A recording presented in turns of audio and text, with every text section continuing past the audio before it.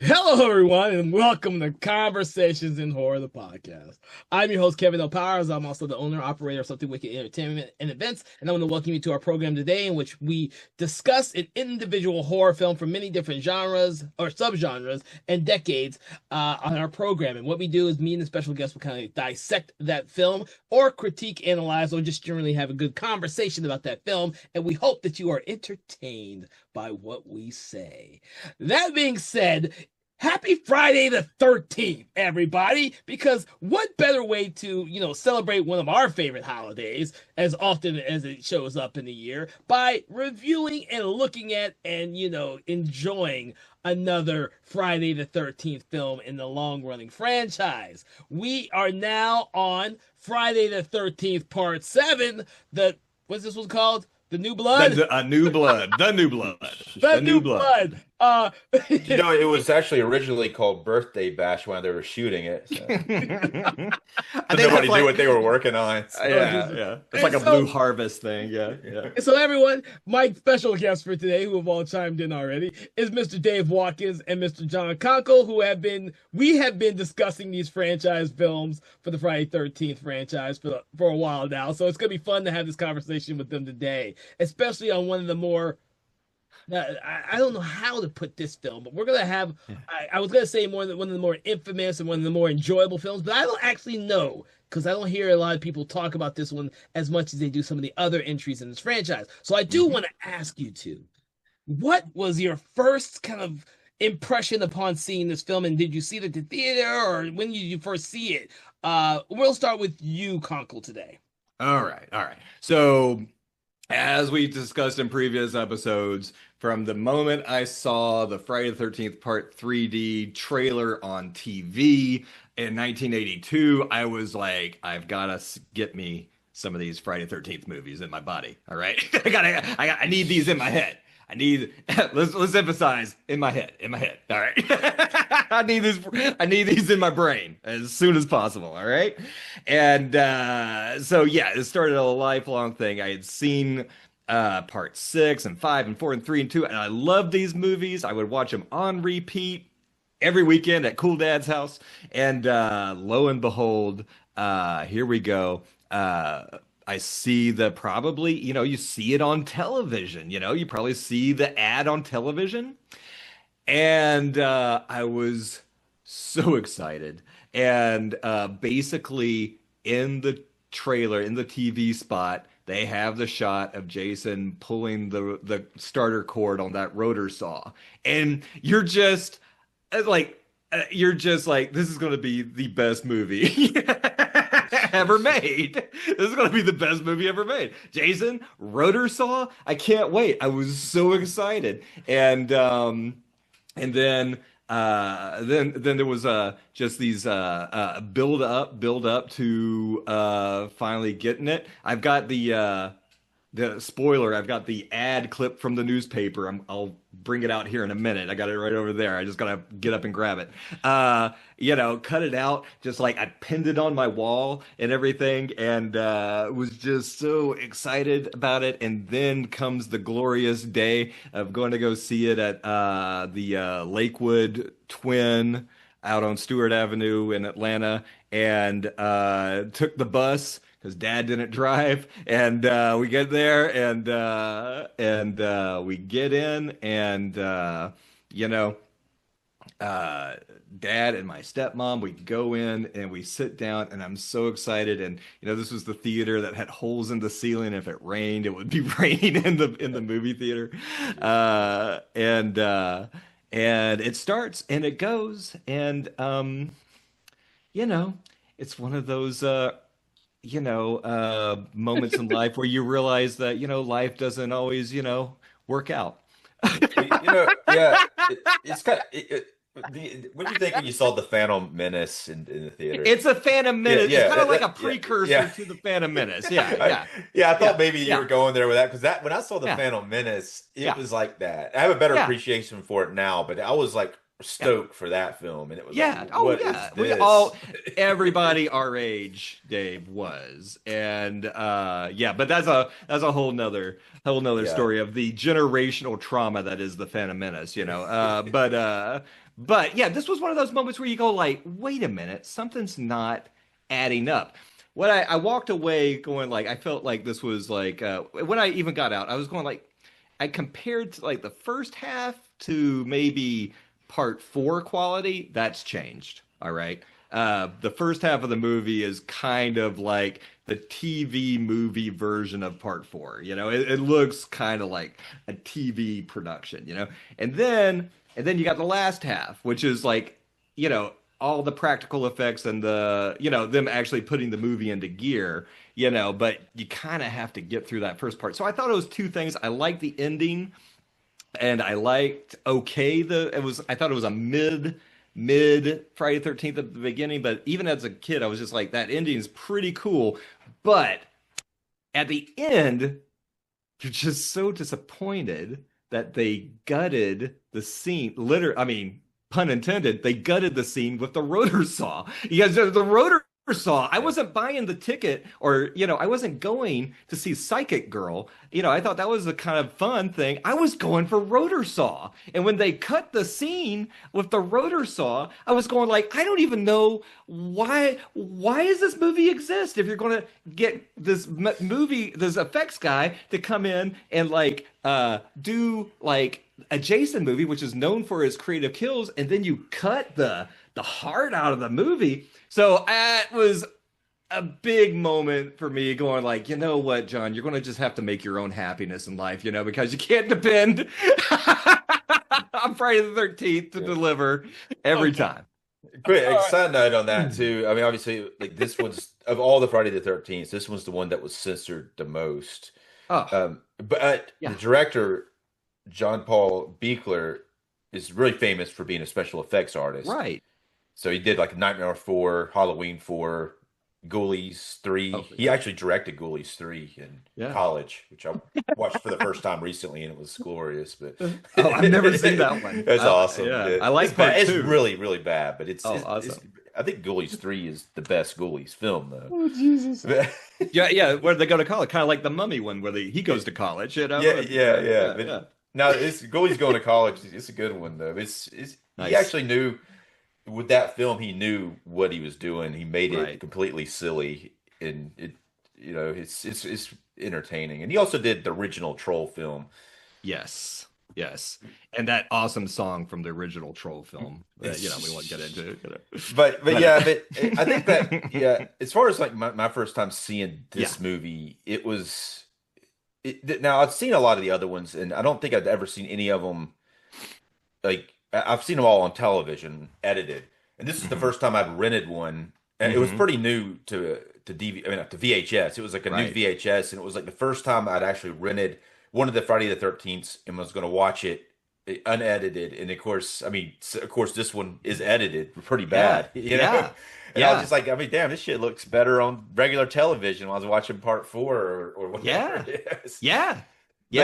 But then the things that stick out to me immediately is the psychiatrist character played by Terry Kaiser for Weekend at Bernie's. Because I still like Weekend at Bernie's, and even the second one is so ridiculous when they bring him back to life with voodoo. Right. He's not really back to life, but they're able to. His body moves. He does that shaking the head thing. It's it's great. And he's so that was cool that he was in the film. I thought that did level it up a little bit. But I felt like that sort of thing now. And looking at it now, in the way that I feel it is. So this is the last Friday the 13th before they decided to go other places with it. Before they went to New York, to space, to Elm Street, and the hell or wherever they go back. Wherever the hell. Well, they don't really go to hell. Yeah. But that one is bonkers. That one's probably the most bonkers of all of them. But this one, this one is right there on the edge because it still incorporates everything that everybody loves from the original 6, and which the 6th one is actually a little different than the ones before this. I think they had the 6th one, which was more original, and then they were like, we're going to pull it back. We're going to pull back everything and make it like the other ones, except we're going to add this Carrie psychic, telekinesis type of character into it to kind of Mhm. make a little difference. So. Yeah. Yeah. But as far as like just I like the idea about them pulling it back and then adding something different to it, but it doesn't. Something about it just seems a little, like you're saying, little TV, made for TV ish. Yeah. It's so hilarious listening to y'all talk about this movie like that. Because You go, Kevin. no, my story's gonna be that I don't know where my story fits in this, because especially when I get to my opinions of it now. Yeah. But when this movie came out, I did not see it in the theater, but I do remember when it came out, because like I said, I was so into the sixth one that I was dying to see whatever they came up with the seventh one. Mm-hmm. So I had a lot of energy in wanting to see the seventh one. And I didn't see it at the theater because I just started to look over all the movies that were released in '88 when this movie came out, and I was like, I didn't see any of these at the theater. Yeah. So I saw, I was like, I remember every film that came out in '88. When it came out in '88, I must have seen every one of them. I've rented them all from not Blockbuster, because I didn't fucking rent Blockbuster shit back then in '88. We were renting them from mom and pop stores. Yeah. So I can guarantee you, my parents rented this the day it came out, because we used to put all these new movies on reserve, so we'd be the first family that got that shit. So when I saw it, I was, as a kid, in '88. Okay. I was amazed by this movie. Bravo. Good. I was amazed by this movie. Yeah. Good for you. So this one in part 6 kind of cemented my tradition of watching the entire franchise. Before part 6, I didn't religiously watch the franchise. I wasn't that interested in the franchise as a whole. Part 6 and 7 are the two that made Friday the 13th a franchise watch for me. Then, of course, part 8 killed that franchise watch. I've always hated part 8. It's going to be interesting to talk about that one. The part 8's the one I remember really good. The trailer. They were trying to really make that like that was going to be the best one ever with the trailer. It was pretty well done trailer. It hardly showed anything, but you're just like, damn, Jason's going to New York. Yeah. And so this one, I thought it was cool. I thought it was interesting. I didn't know who Terry Kaiser was at the time, but after Weekend Bernie's, I love fucking Terry Kaiser. I love it. And so I, for the longest time, watched like the part 1 through 7 all the time. When I got to part 8, I would say I just kept watching 1 through 7, unless I was in the mood to end my day with something I didn't really care for. Right. In your day being pissed off at the world. So the thing is, I hadn't seen these movies since probably at least a decade before we started watching them for this podcast. And so I've never actually looked at these critically as a film and horror scholar until we started doing this podcast. So when I rewatched this movie, I was like, what the fuck did I like about this movie? This is not as we're gonna get into it more, everybody, but this was not as fun as part 6 at all. It is so much a cliche of the Friday the 13th films that came before that there is nothing new other than this girl who can't control her psychic powers. And I'm like, and the thing I do like about it, though, it's comfort food, though, is this one. I think it gets crazy. Food. I think it is comfort food. And the fact that I've seen it so many times is mostly because of Kane Hodder. I didn't know who Kane Hodder really was until Jason Goes to Hell. And once I knew who Kane Hodder was, I watched these films again. Kate, this is the first one Kane Hodder's in, but it's also the first time that Jason, the actor playing Jason, is credited. I think every other time he wasn't credited, especially not as Jason, except for maybe the kid Jason in the first one. You could be right about that. You know what? I've never bothered to pay attention to the credit sequence. Well, it was names into credits, and I know like all the ones, the recent ones we've been doing, they weren't credited for some reason. Interesting. The guy from the previous one, I think his name's CJ. Graham. He wanted to do this one, and then they went with Kane Hodder instead. But he said he was kind of hoping to be kind of associated with the part like Boris Karloff, which Kane Oh Hodder yeah. is now. But Yeah, Ken he said he Hodder didn't have any now. hard. Yeah, he said he didn't have any hard feelings about it. But that was kind of what he was hoping. He wanted to keep doing it, and then Hmm.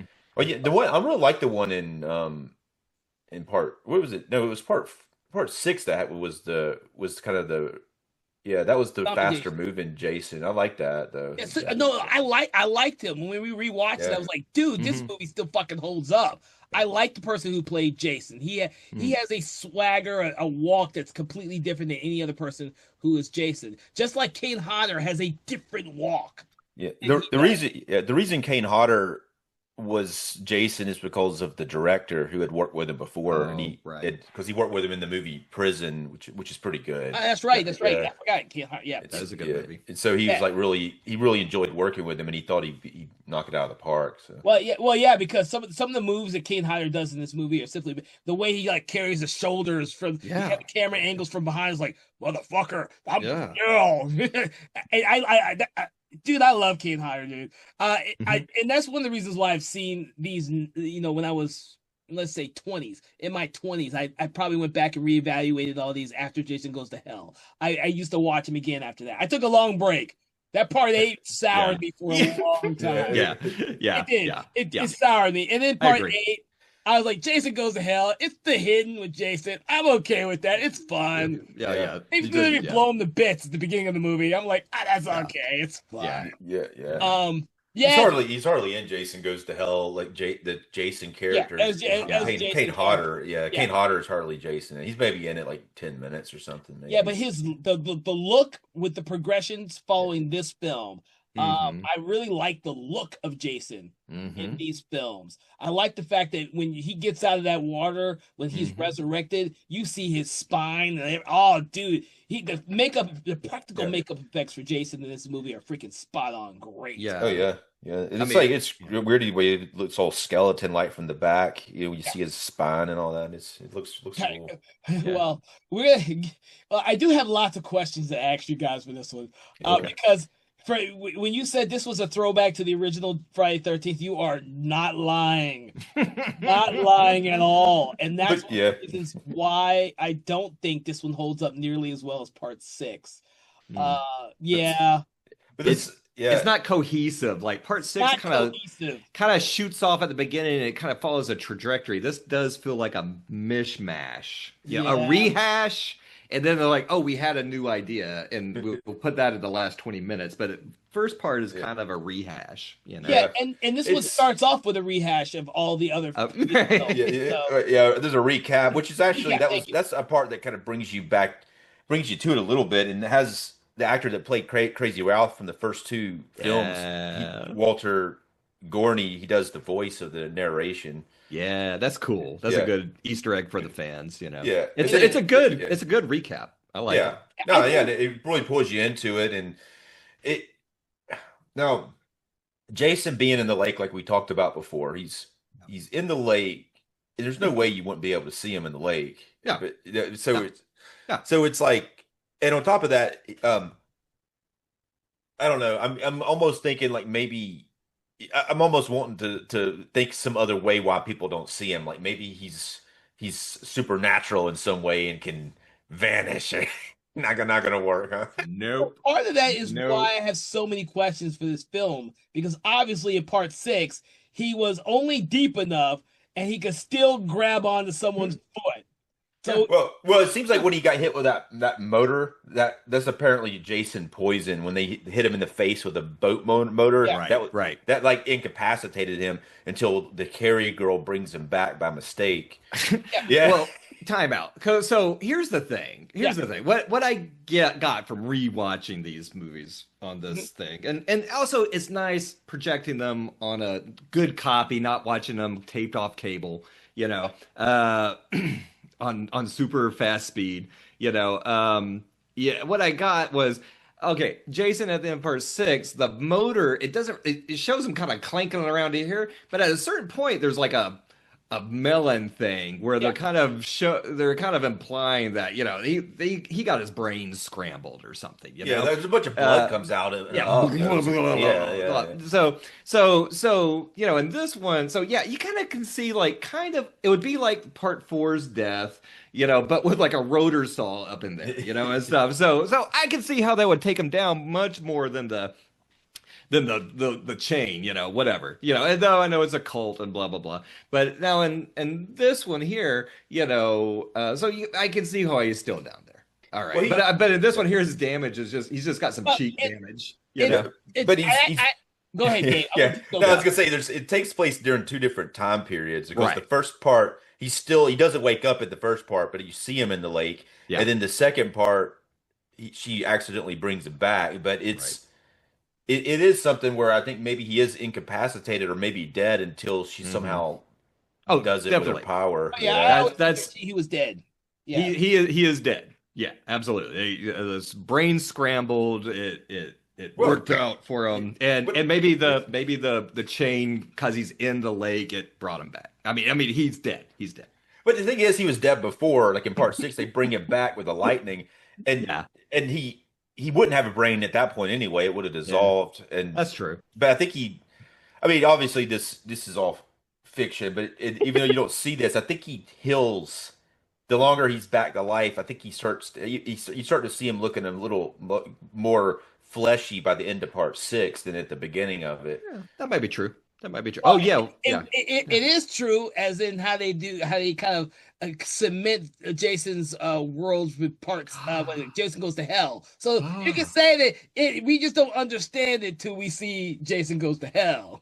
Well, in Jason X, they say his amazing regenerative abilities. We've got he's like a chameleon. He's growing back his arms and legs, and blah blah blah. I mean, I think they really embraced that with going forward after this because I think they like us wanted an explanation and wanted it to make sense in some way. Yeah. Right. So they're like, we got to have to write it in there, and we can't necessarily ignore it, and embrace it.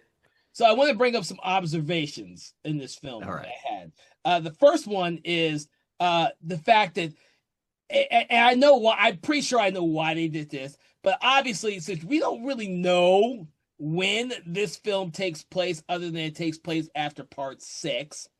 Is the fact that the town is no longer referred to as Forest Green. It's gone back to to Crystal Lake. Yeah. Is the town called Crystal Lake in this? Do they say that? I know they call it. I think they're calling Crystal Lake. Okay. I don't know. But they never called the lake Crystal Lake in part 6. They said they've changed they've changed everything to Forest Green. Forest Gump Green. I agree. I think that seems like a recon by the director because he's like, man, Forest Green just sounds dumb. We're gonna say Crystal Lake. Everybody knows Crystal Lake. My theory is that they're trying to do that whole thing where they're trying to appeal to all the original fans and the original movies, and by doing it with newer people, newer audiences, they don't have to explain why the damn town's called Forest Green instead of Crystal Lake. It's just easier just to have Crystal Lake. Yeah. The sign is old. The sign to Crystal Lake is old as shit. It seems like a recon to me. That and the other observation I had, and you guys could knock this down, but the way the two cabins in this film are related, one's a house and one's a rental cabin, is the exact same setup as part 4. Mm-hmm. Yeah.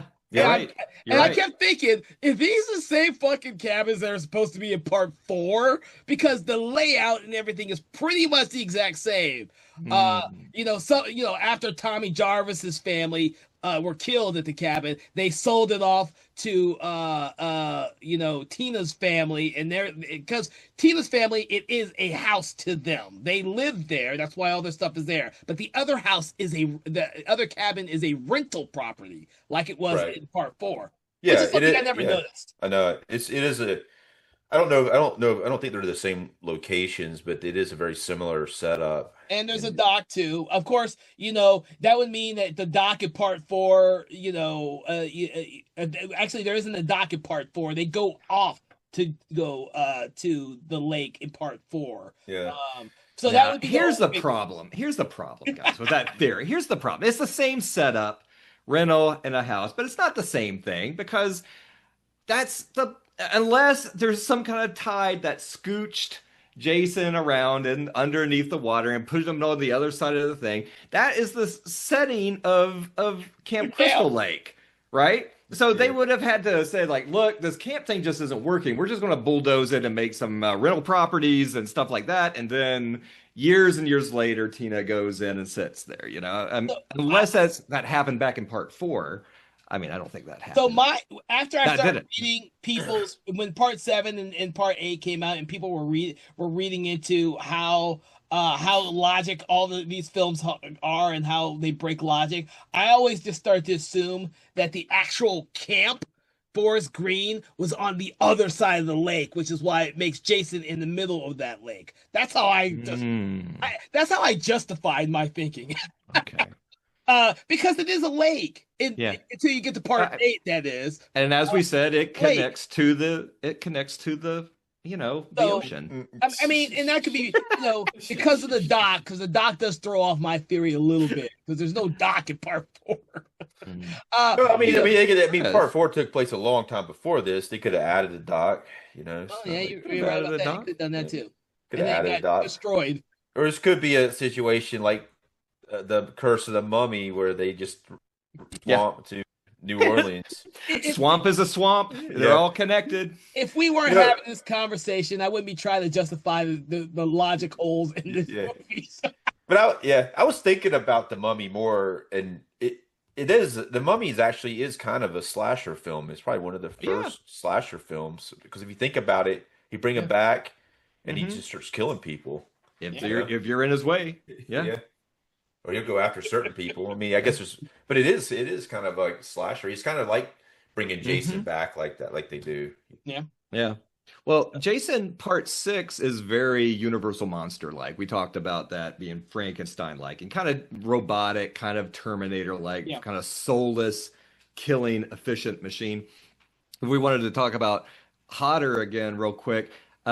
He's so different. Jason's performance is so different in this, and Hodder does bring a real rage and attitude and kind of passion to the role that, it was so different than part 6, Right. He's the sergeant, but he's got that attitude, he's kind of like rolling his shoulders, and he's kind of like intimidating, and he's always like, when he kills somebody, you can tell he's like mad at him, and Jason, it was soulless. It was just like on automatic pilot, and everything, which was cool for that movie, but yeah, I would say I really, even though this movie has problems, I really did appreciate Hodder's performances. I would say Hodder and the guy from part 4, bring a real interesting, dynamic to it. Yeah. I'll agree with you, because I even noticed when I noticed, this is the only time I probably really noticed, because I was paying attention to Hodder's performance in this one this time. And like the way that he turns and looks sometimes when he's looking for people in this movie makes it so much different than part 6, because part 6 he is like a robot, an automaton. So I was like, okay, I could see what you're trying to do here. Which is the only reason why I'm interested in now in seeing part 8, because I really want to see what he does in that one. Right. Because I mean, I think that even though I'm going to bring up some problems I have with this film now, as opposed to with the young kid, I really, really enjoyed watching him and the nuance of what he brought, the way he walked and the way he turned his body when he's searching.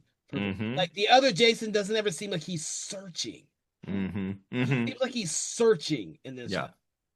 Yeah, Jason 6 has sonar or something. He's like a great white shark. He's just like boom, boom. Oh, there's the person. Boom, boom. Like a robot. But Yeah. He even goes back after the caretaker. He has to go back to Yeah. the cemetery. There's one scanning back. Yeah.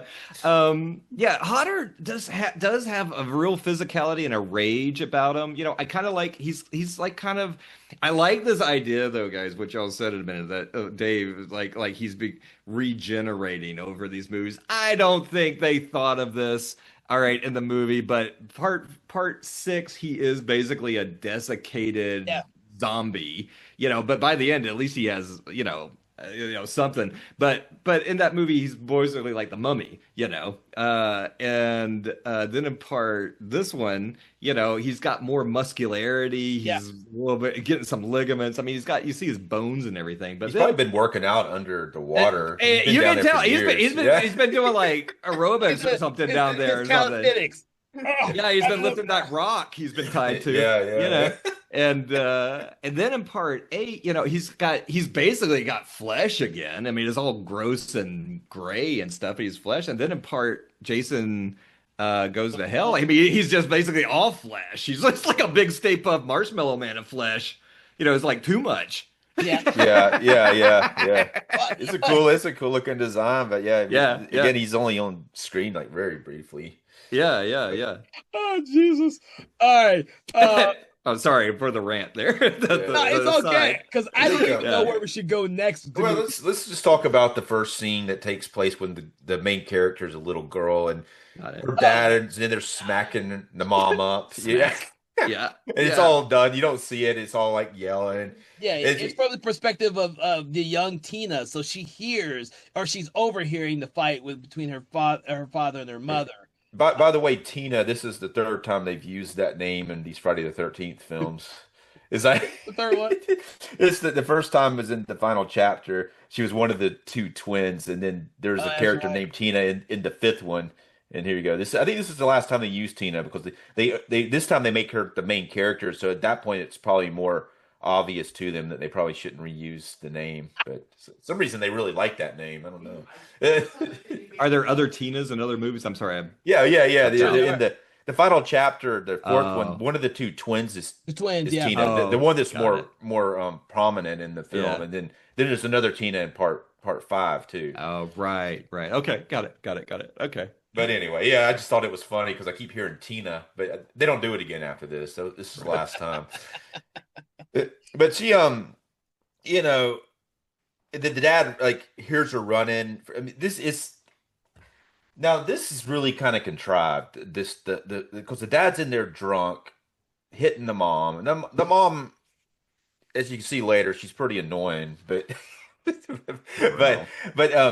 but he's apparently drunk and hitting the mom, and somehow he hears the girl running off, and so he goes after her, and he's like, and she's like, "You hit mom again," and blah blah blah, and runs off from him, gets in the boat, and he's like, "I'm sorry, I didn't mean to." She's mouthing off or whatever, but Yeah. but It's good on my nerves. yeah, I mean, it's just that it's weird because he's so coherent talking to her, and he doesn't seem drunk on Yes. screen, Yes. Oh, And yeah. it's like my bad, I hit her again. I didn't mean to, Yeah, I got Like the that impression. 80s. I got that impression too when I rewatched the movie. It's like he doesn't really seem drunk at all.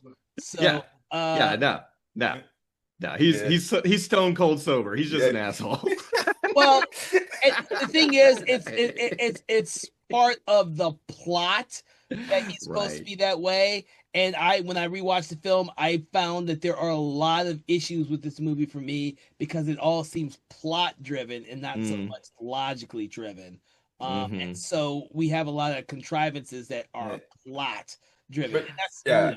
I thought that was I mean, they did that really heavy-handed in a way because they shouldn't have had him hitting the mom. Oh. It should have been some other reason why she got mad at him, but a little girl could get mad at somebody for reasons that don't make sense to an adult and want to kill him. Like, he could have done something else to her that made her mad, that made her want to run. And then there would be more reason for him to come after her because how's he going to hear her outside running when he's in there like Yelling? beating the mom up, Yeah. They could have just been having a fight and you know, anything, you know, or just like a disagreement, or maybe they were going to be getting a divorce or something like that, and so she runs off, and you know, and it was like, no, we just ain't getting along, you know. Yeah, But getting a divorce, that's great though. That would have been perfect, really, because it's like that makes that. I mean, that would have been it. Yeah, I don't get it. It still makes him kind of a villain in her eyes. Right, right. Well, it's like she. Why does she feel so guilty for killing him? Because I mean, you know, I mean, if he was kind of an asshole and like beating the mom up, I mean, she shouldn't be walking around with all this like angst. You know, it's like, yeah, I kind of did mom a favor. You know. So, like I said, when you start thinking about the logic of it's more like plot. Like she just feels guilty because she killed her father. You know. Yeah. So here's how it goes down. So she has this they call it psychokinetic is how they define it in the movie, but it is telekinetic powers.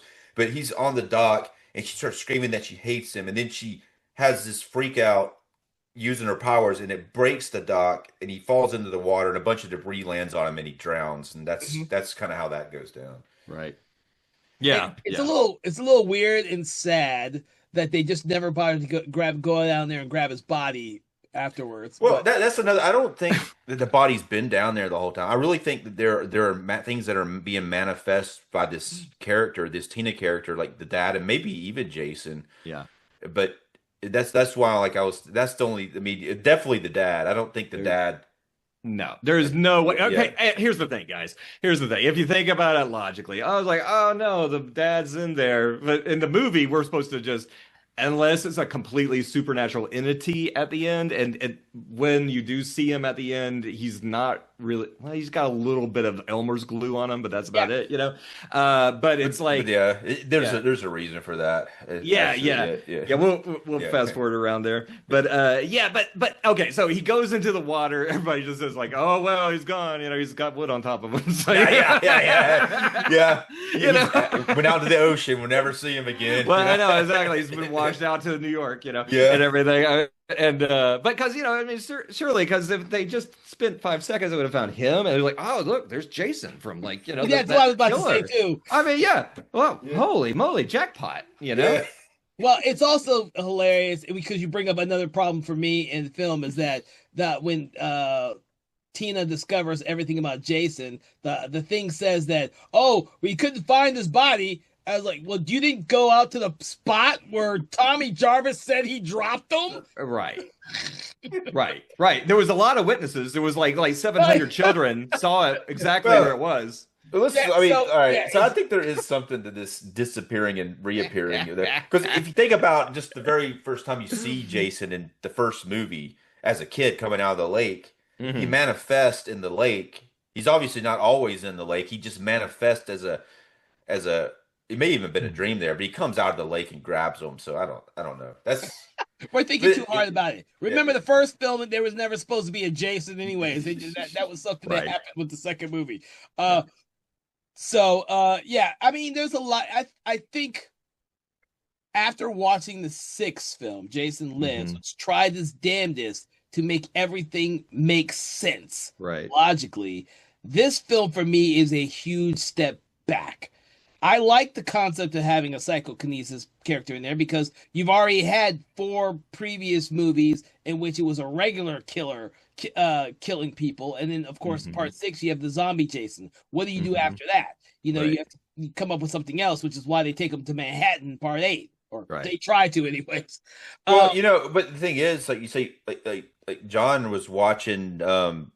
He was watching the trailer and he saw Jason bring out the weed whacker, and that was all he wanted to see. Yeah. You know, it was like that. That's what everybody wanted to see, was shit like that. Well, but the producers were like thinking they needed to bring in, like, they needed to change like everything and bring him to New York or bring in Carrie to fight him or whatever, you know. Here's the thing. Yeah, they were trying to, play with this thing, but the formula to bring something new to it. But also, I really think it's Elm Street influence on this, you know, and everything, where they're going like, oh, look at this Elm Street movie. They got all these special effects, and they got like, you know, magic going on and everything like that. You know, they're making all that money. You know, we gotta get it on get some some of that Elm Street, mojo in Yep. this, So we'll have dreams and visions, and we'll have magic, and Jason Yeah. will and so I think There's always there's always somewhat of a dream thing going on from the first Friday the 13th, but it Mhm. wasn't like Nightmare on Elm Street where it's like the whole movie's about a dream.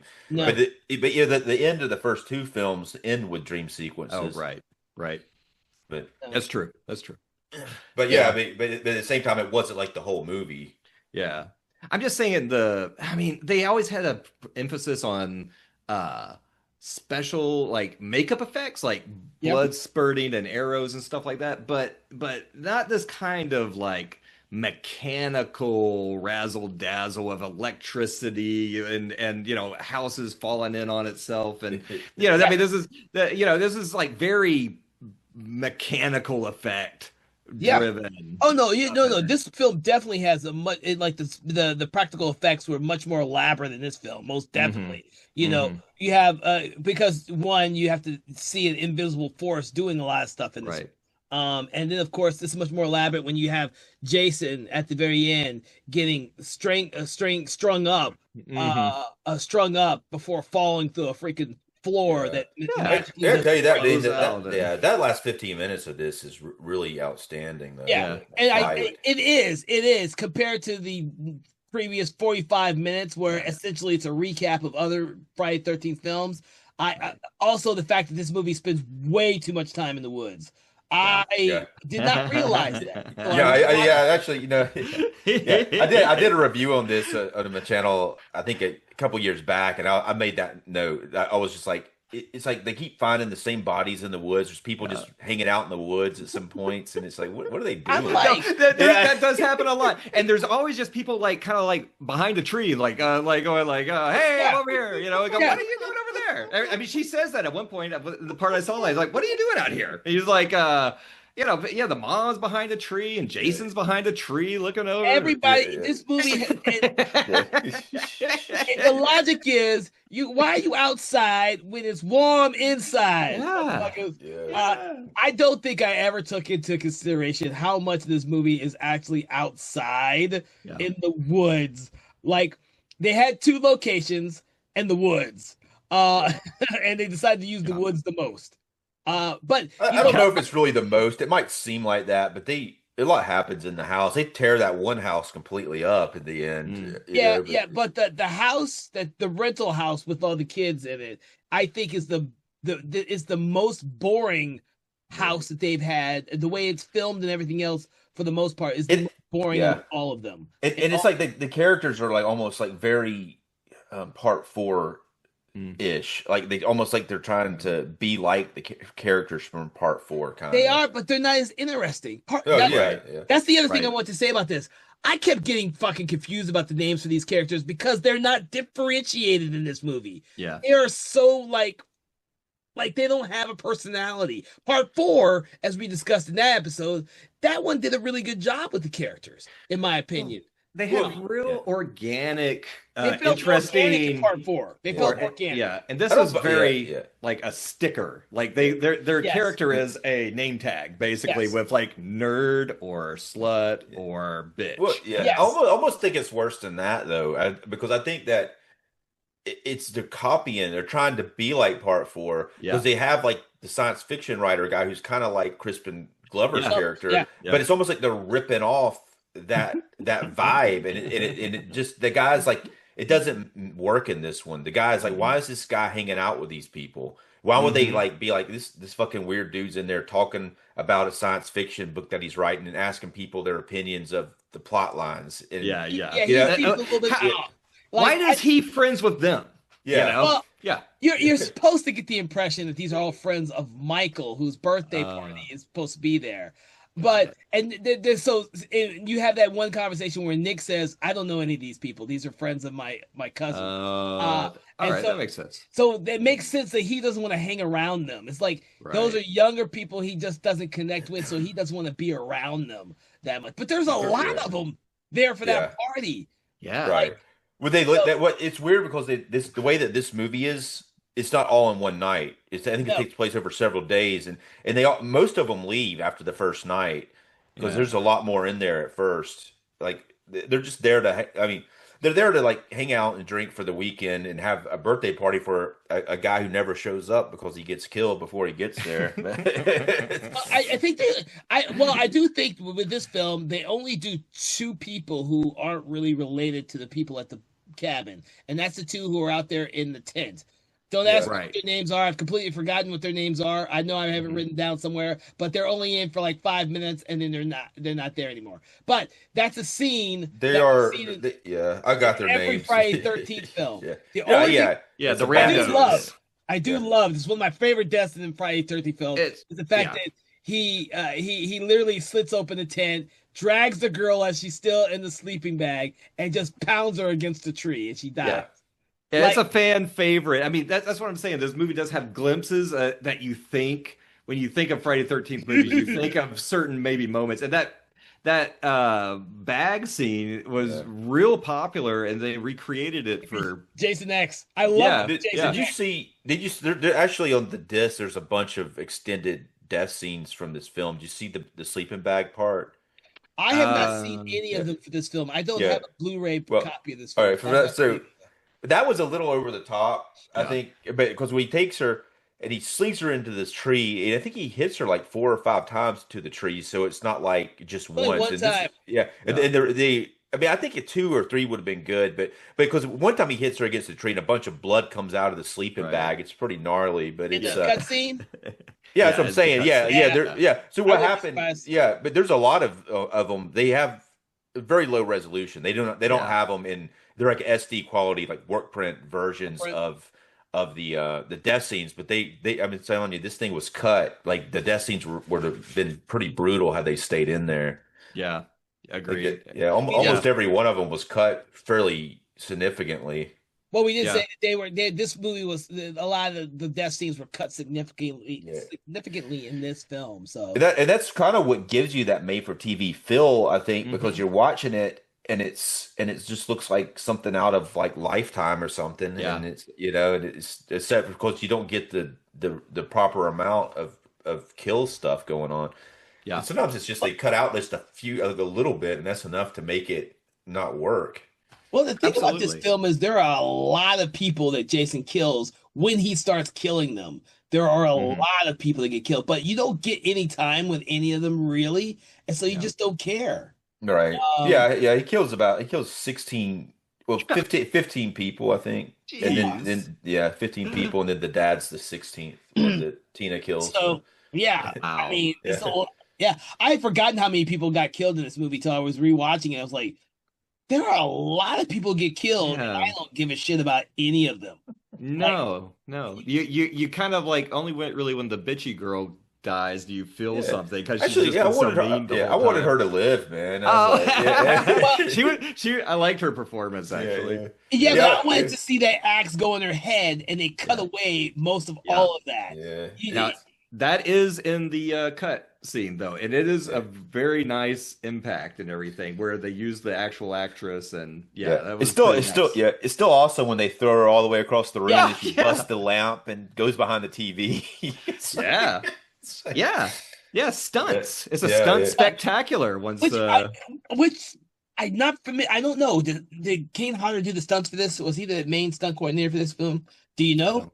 I don't know. I have not. But there's a lot. But there's a lot of stunts in this movie, so I wouldn't be surprised if that's also another reason why he's in this film, because there's a lot more stunts in this film than the previous film, because of all the stuff that Tina's supposed to be doing to Jason in the last act. It's a lot of stunts. It is. I mean, this jumps way ahead, but it is just nice to watching these, and everything. It is nice to have somebody stand up to Jason at the end and not be like scared and freaking out and everything, but like going like, "Hey, I actually got a tool to use against this," and more realistic than Tommy Jarvis trying to fight him, because Tommy Jarvis trying to fight him was like, damn. Jason would have killed that motherfucker in real life. Tommy Jarvis is just clever, or at least the one we get in part 6. He's just clever. Well, not when he's on the boat though. He misses him with a chain. He would have. That would have been it. It's hilarious that after we talked about that film, and we're like, it doesn't really seem logical that him taking that big ass rock out there with a Mhm. chain, because at some point the rock has to come out of the fucking boat for his plan to Yeah. work. Yeah. No, Well, he knew no, yeah. Jason would jump on the boat and break it in half. He knows Jason. Jason does that. He knows Jason. He's got a feel for what Jason would do, Yeah. So yeah. Jesus. So, But I mean, it's like how I don't know how he thought Jason was going to jump on the boat and him survive at the same time, though. yeah. So, but I'm willing to go with that one. There's a lot of stuff in this film that just wow. Uh, it it's a weird film for me Mhm. because of I like some of the death scenes, but like having that power tool, the little saw thing. I'm like, he's in the middle of the fucking woods. Where the hell did he get this big ass fucking saw? It looks cool. Don't get me wrong, but he just kind of gets it out of nowhere, like. That's a Or the that sickle when he kills the one. Like, where the fuck did you get a sickle from? People just do not have sickles. Yeah, he in gets their it from the tool barn, shed. though. Yeah, it's in the barn. But think of it, Yeah. people don't have sickles. Yeah, I mean, I You don't know, know. that's what you would see on a farm. Yeah, These yeah, are yeah. this is a rental cabin. That that He had a that yeah, that big Maybe a weed whacker landscaper. thing. It has like that has a major like saw blade on the end. It's like that's for Mhm. cutting down trees or some shit. I think it's for cutting down branches off the trees. Yeah. But but it did make me laugh because when I watched the whole scene where the one character goes into the tool shed to hide from Jason, I'm thinking of all the fun the commercials and the fun that people had. Yeah. That it's a cliche for Oh. people to run into tool sheds and where Yeah. it's dangerous. The they weirdest, yeah. They The don't weirdest pick up thing- anything. Like Yeah. you have all these Yeah. weapons and you pick Yeah. nothing up. And she's like, She cowers. Yeah. She takes her Yeah. shoes off and she cowers. I was like, oh my Yeah, it's so weird though that they actually have like deleted scenes on here, and they shot that a completely different way than the way it is Wow. in the movie. Because like it makes a lot more sense in the deleted scene version. Because what happens with that character is she gets all made up, and then she Mhm. goes looking for the girl, and she goes looking for the guy that she's trying to impress, and her she goes for some reason she goes outside looking for him, like there's outside hanging in the woods or something. Yeah, And which makes no sense. Yeah, it makes no That's what they sense. And do. then she walks around, and it's like, and then she ends up a body falls out of a tree, and then she runs to the shed. But in the way it was originally shot was she gets all made up, she can't find them. She goes outside, she hears them in the shed. She goes into the shed, and they're in there, and then they're like, "Okay, bye, we're gonna go have sex or whatever." And then she's in the shed by herself, all mad about Yeah. that. And then Jason appears. But- Is there still the same kind of like split shot with her inside and him outside? Well, Like, I mean, it didn't go into that. The kill Oh, they okay. used, they used the Got it. footage that when they kill her from the Got it. still they just in the deleted scenes, it was like that was how the setup went. got So it. it's really bizarre the way they decided to do it the other way, because Yeah. it makes no sense. Like any of her decisions in that make no sense. They don't make it like she steps out of wherever she is, because I originally assumed that it was one big house and she was in one of the rooms in the house. But when Yeah. she steps out of the room, she steps outside, and I'm like, oh, that's fucking weird. Yeah, and she never gets to show off her makeup and be rejected. No, You know? It's no. like, what's the Right. point? You know, it's like, Right. Well, it's the like other she thing still is- doesn't even. Yeah. Well, she steps out too, and then she just started, David? Yeah. Yeah, David? he's gonna be out in the woods. Like, Hey, let me go look you think- around. Yeah, Yeah, you think he's in the woods? Yeah. So you're This gonna guy go loses- walking yeah. into the woods after you Yeah. just made yourself up, looking for someone who hasn't given you the time of day? What? Oh my god. And then when she drops her earring and she Yeah. just does like 1 foot, and then she goes Yeah. looking on the ground, and I'm Yeah. like, so you don't Yeah, stand up and look like go back the way you came to look for this fucking earring. You just stop 1 foot from where you were, and this guy have dropped there. Yeah. See, How the hell? Yeah, you know you're not gonna be able to find that earring. Not It's out gone, close man. Like that. Yeah, It's gone. So I'm like, yeah, I was like, oh my God. See, I never noticed this when I was younger. So I'm like, oh, good God, this one has not aged well at all. And I did like the fact that when she stood up, and she tried to put her earring back on, the body does fall down. I'm like, that's Yeah, okay. Throwback. Yeah, pretty I'm good with that one. I mean that's something else weird that keeps happening. You keep seeing that same dude's body. He gets the axe. I mean, gets the axe to the face or whatever, and you see him like over and over again. It's like, and then Yeah. there's so many bodies. He's just hanging, putting them out in the woods for people to come and find later, and it's just like, Yeah, I find that weird too. Like I remember in the previous films before he became Zombie Jason, that and even when I guess he did it in part 6 too, he would take the bodies and hide them. Mhm. I've never really understood why he did that shit.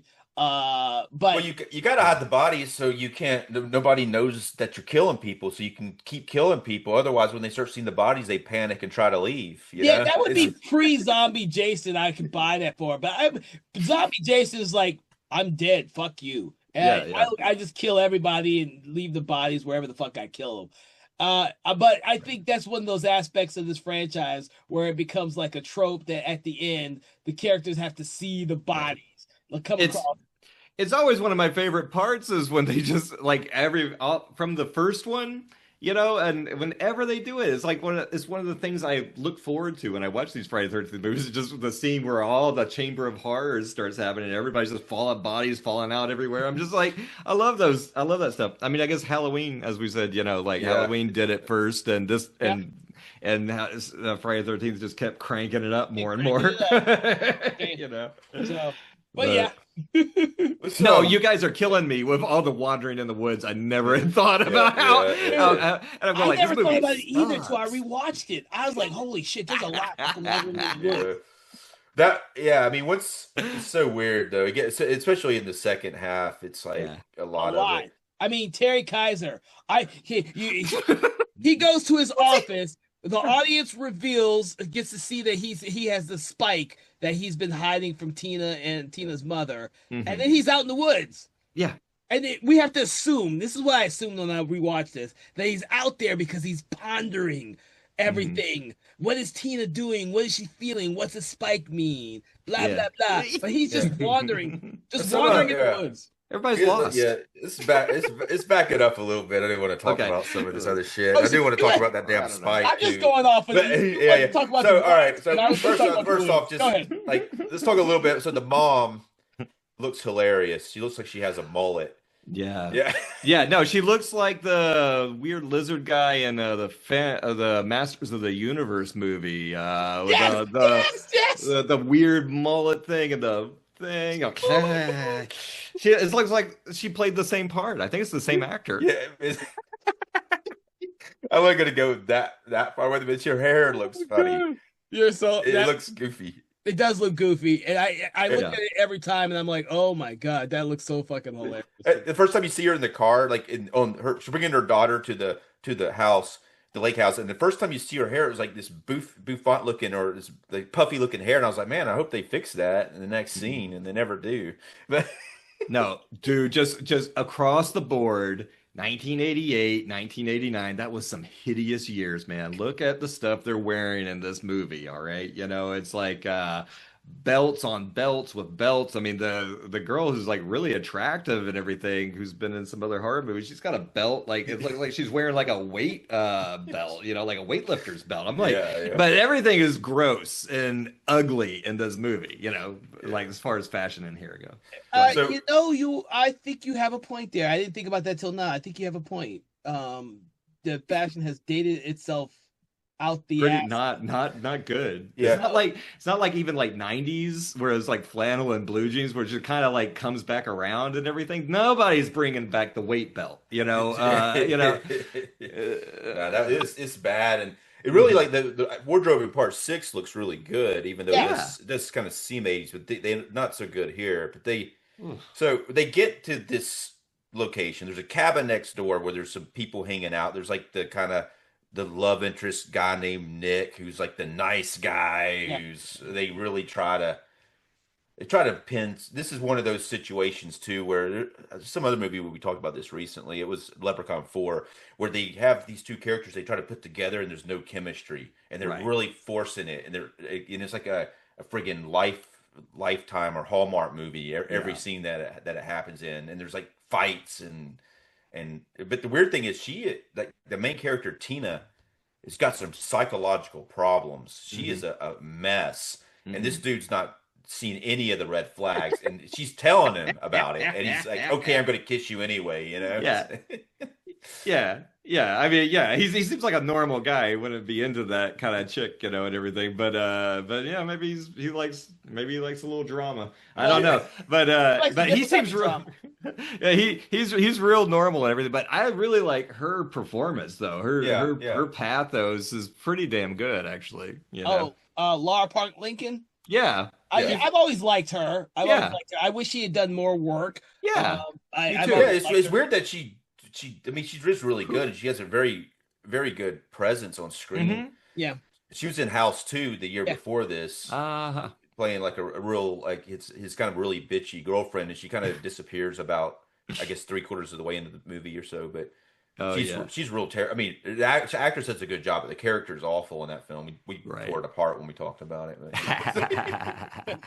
Yeah, but it's fun. It's fun. I'm gonna knock it too much. It's fun. Yeah, but again, it wasn't her performance; it's the way that it's written. Right. But here, I mean, I like what she does, and it's just those hallmarky moments, and I don't feel the chemistry between her and the dude really. Nick, myself, I didn't really feel it that much.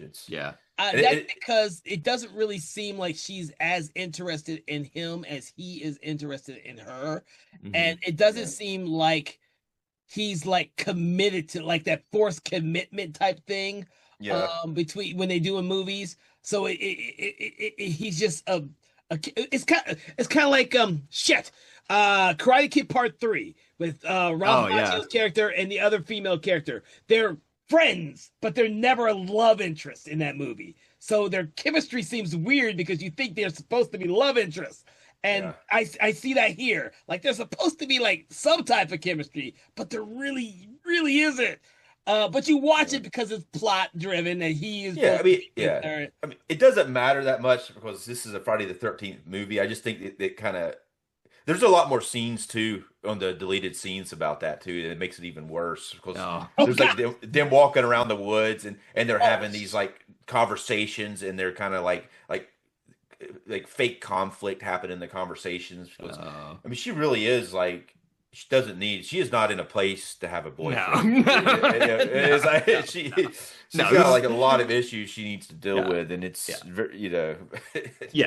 got to go. She's got to work on herself a little bit, and he's just being opportunistic. Oh, it's a pretty blonde, just happens to be next door. All right, but he has no personality, It's because she is not one of his cousin's friends at that party. Like you get the sense that even though he tries to say he wants to save them at the end of the movie, he just gives two shits about any of those people at that party. No, like we don't really see any scenes with him and the other people in that party. Well, that one girl is really into him, and she's actually keeps trying. Yeah, that Melissa girl, and she's like doing stuff, like creating drama situations to try to catch his attention. That he's just like not into it. But because he obviously says that he's just not into her.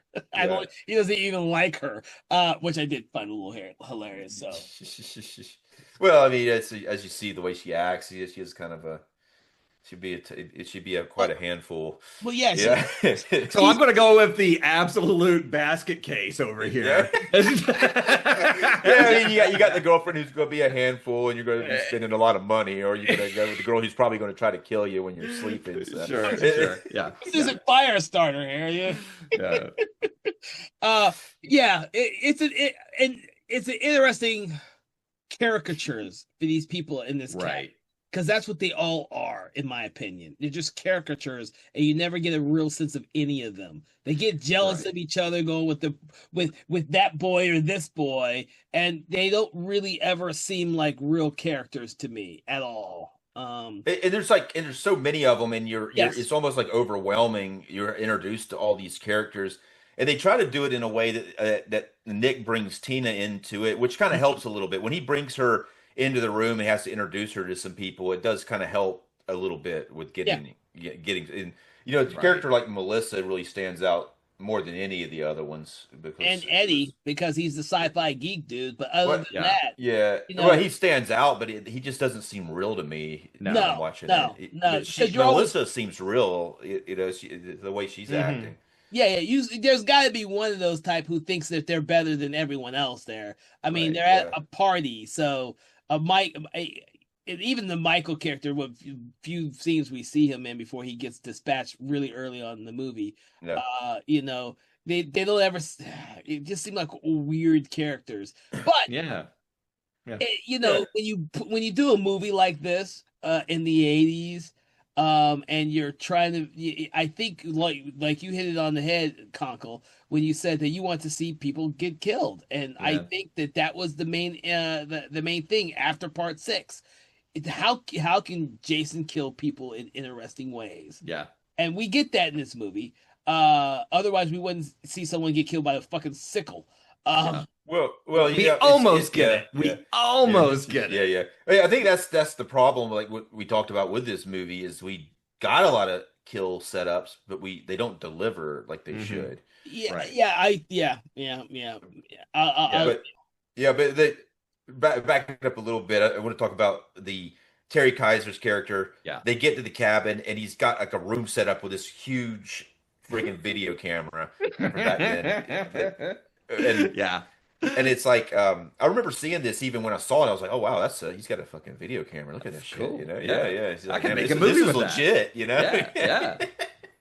And then there's like a scene. This is like the Carrie scene where he's trying to provoke her. Now this guy, as it's pretty obvious from the beginning that he's got an agenda, and Yeah. it's not in Tina's best interest. He's trying to provoke her into using her powers, which is really dangerous for him to get her Yeah. to do that since she's already killed her dad. But he's trying to get her to move this matches on camera, and so he starts trying to like say things to provoke her, and eventually it does work. She moves it at one point, and then after he mentions her dad later on, and she actually lights the whole matchbook on fire. Mhm. Uh, Like their scenes together, Larpar Lincoln and Terry Kaiser, that's the good parts of the movie, you know, Yeah, and everything. Like he seems like he's a movie character, but he seems real. He's a real nice heel, you know, in the movie, and you go Yeah. like, oh, this, but he seems like he has like understandable motivation. You know, he wants to write a book and be famous, and all that stuff always happens, you know. And she's being taken advantage of by a doctor who's like not got her bed. You know, them two are great. Then the mom is just like, I don't understand what's going on at all, you know. And she's like completely clueless, completely unable to see that this doctor is like manipulating her daughter, and you know, it's like, and you don't really, I couldn't ever tell. I guess they're not really an item or anything. It's not like she's dating the doctor, I don't think. No. Yeah. So she's just like clueless the whole movie, you know, and everything, has no agency or does anything of any value the entire well, movie. yeah. Well, she does like near the end of it though. She actually goes into the doctor's office and starts just like Oh, plays yeah. the videotape. It just happens to be at the right spot to incriminate him into being Right. an asshole. And then she Yeah. finds the Right. spike, and then she has like a big like Oh, lifetime wait a movie of second. the week like conversation with him where Yeah, she like yeah. confronts him, and then Right. you know it all Right. becomes a little dicey Yeah. with that. Yeah. It I even's forgot. funny like because when she gets killed, like he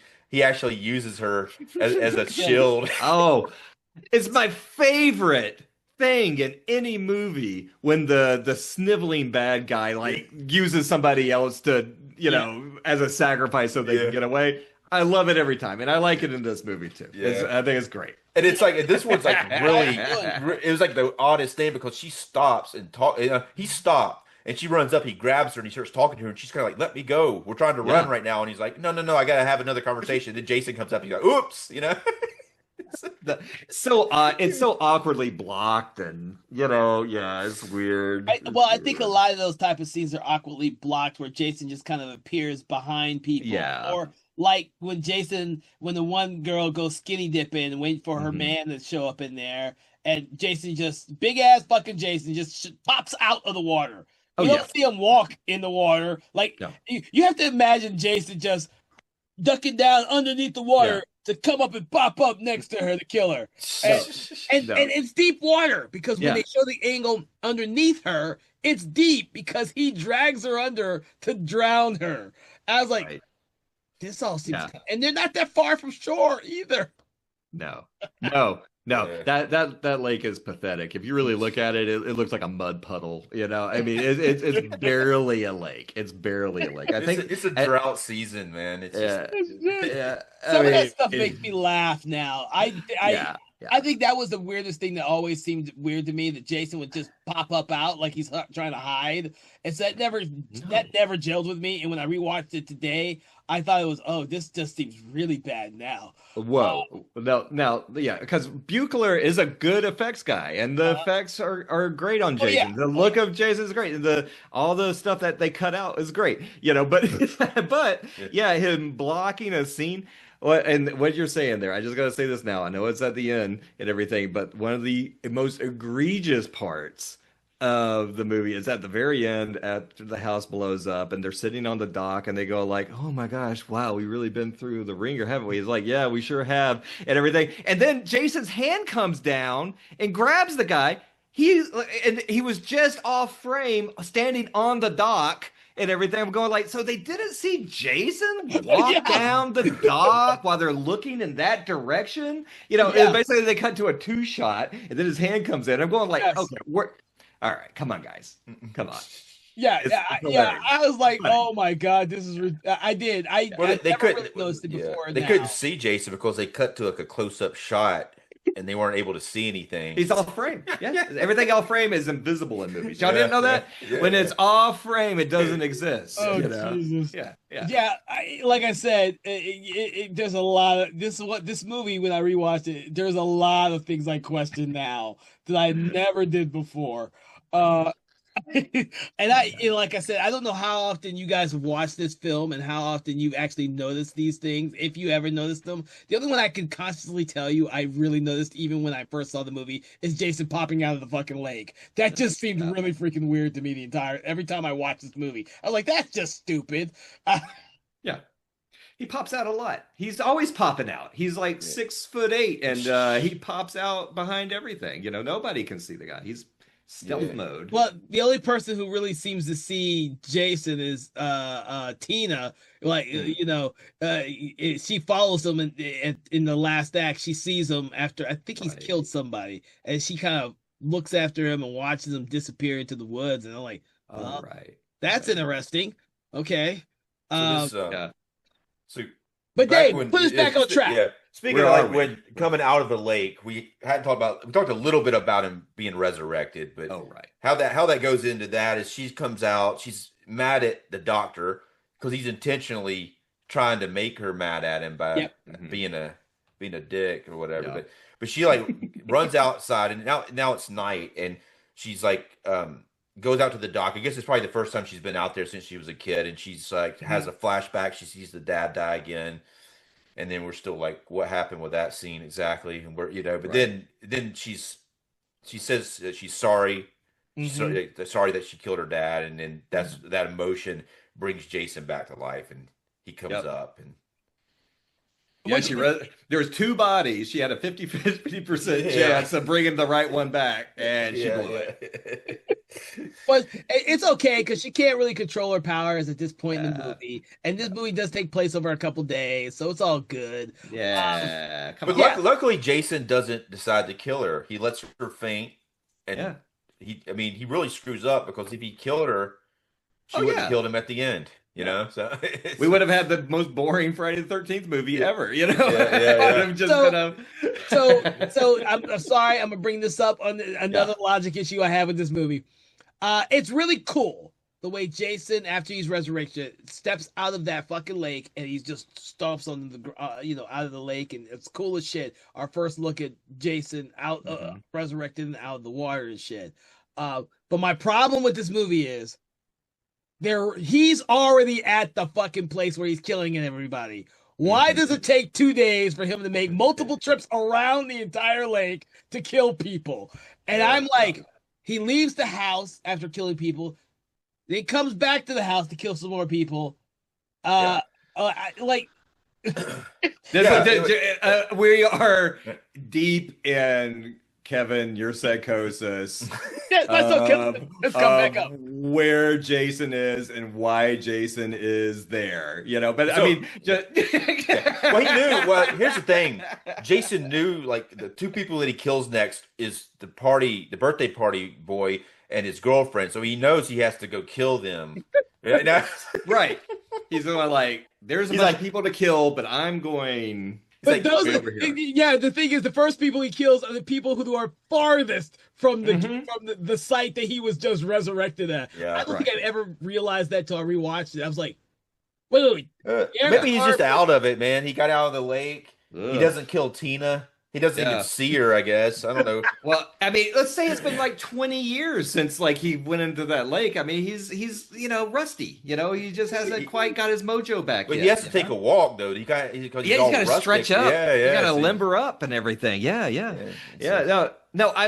Kevin, it is a question I've always asked, even and you got your own theories and everything, but why does Jason waste an entire movie before he starts killing people? Why doesn't he see people are on the Crystal Lake property? He goes like, well, I'm just going to walk in and kill everybody all at once. Be done by lunch.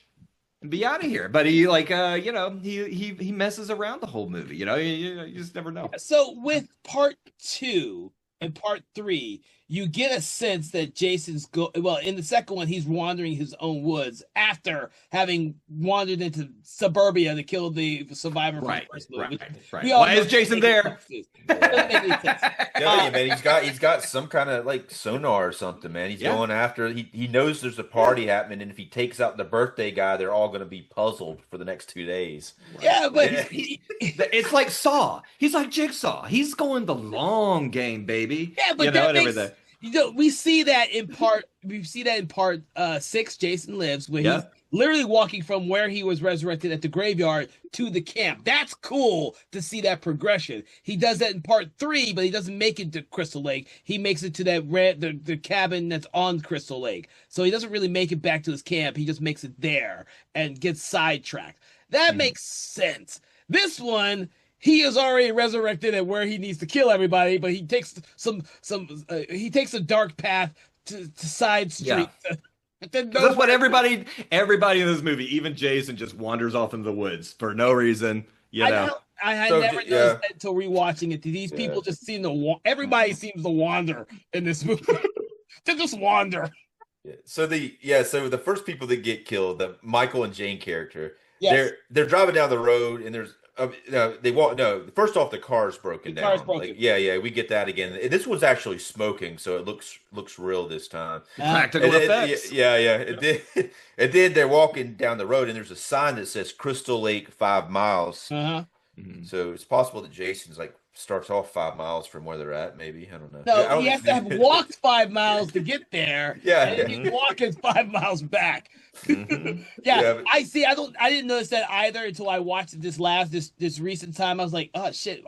So this makes no sense to Jason to kills these people first because he's already where he needs to kill people, but he's gonna walk at least 5 miles away from the camp or the lake to kill the first couple people. I was like, after when I just kind of gave up on the logic, I just kept realizing that Jason just walks a lot back and forth. Yeah. Yeah. That would- Everybody in this movie is like Haley's Comet. It's And like just parabola He orbits. could have killed 20 other people in 20 other cabins on his way to fucking that cabin there. To be honest with you, and he could have So that- gone yeah. back to the Camp Forest Green, and killed people there before returning back Yeah. to that dock. Jason's grand tour. There's so much walking in this movie. Yeah, Yeah, well, definitely. He walked 5 miles there, and then they're gonna pitch a tent in the woods, but then the girl ends up telling him that it's his birthday surprise. Now it's ruined, and then he goes to take a piss or whatever while she waits, and then he kills her first. And I thought it was a knife, but it's actually like it's like a really big tent Yeah. stake. Spike. Spike, yeah. A Jason-sized tent stake. And now, when I go camping and everything, Yeah. the few times, I got those little like You know, they look like pieces of wire with as an L at the end. Yeah. You know, I mean, Okay. you know, real dinky and everything. But they look at them. We can't use that. Well, half the time I don't even like put Yeah, spikes into my put it tent down. unless I'm like Yeah. in a weird like location that it's going to be like Yeah, unstable. if you're on a Yeah. flat ground and all the Yeah. stuff you put in your tent will keep it fine. Yeah. But they need to have one that's like probably 12 inches long, Yeah. Yeah. and it's like It's like if you camp it on the side of a mountain, I guess. Well, You know, well, like, yeah, I don't because, know. well, we also see this spike multiple times in the movie because Yeah. Tina sees Jason kill Michael with the spike, and then the spike is in the side of the house, and it's the spike that And I don't think it's the same spike though. That spike's 5 miles away with blood on it. Yes, that's the thing that makes no sense in this movie. Oh, Why is there no. a spike in the house? That there's no reason for that spike to be there. She manifested it this time, Yeah, man. I keep She thinking- manifests shit. Yeah, I keep thinking you might be a little bit Yeah. right on that manifesting stuff. She seems to be able to see future events, manifest objects, because I didn't really pay any attention before when I was growing up watching this movie. I only paid attention now. I was like, why the fuck is there a spike here? Jason didn't Right. put it there. And it's the exact Well, the psychologist puts it there because they he find the takes spike. it. He Oh, he takes it. takes it. Oh, Yeah. She sees it first. Yeah, and then she goes and tells them she's freaking out. There's a spike stuck into the side of the house. Yeah. Well, it's He possible. Yeah, but it's possible like that it's implied that he did it. But how would he even know that He would Jason know. had He a would You spike? wouldn't know. You Yeah, he wouldn't would know. So yeah, I never thought that didn't make any sense until this rewatch. I was like, oh shit, that fucking doesn't make any sense at all. But Well, maybe was- the only thing that it's not said explicitly, but the only way to make any of it make sense is to think that she can actually make things come into being, like the spike and her dad. Or her dad. Yeah. Yeah, or dad. There's Right. lots of questions about this movie now. Yeah. If you got me 5 years ago, I would have never questioned any of this shit. But I question. Is she like Green Lantern? I mean, she could just. Is she from space? Does she have a space power? Yeah, I mean, I don't know. I She mean, I doesn't think know the extent of her powers. Yeah. How about that?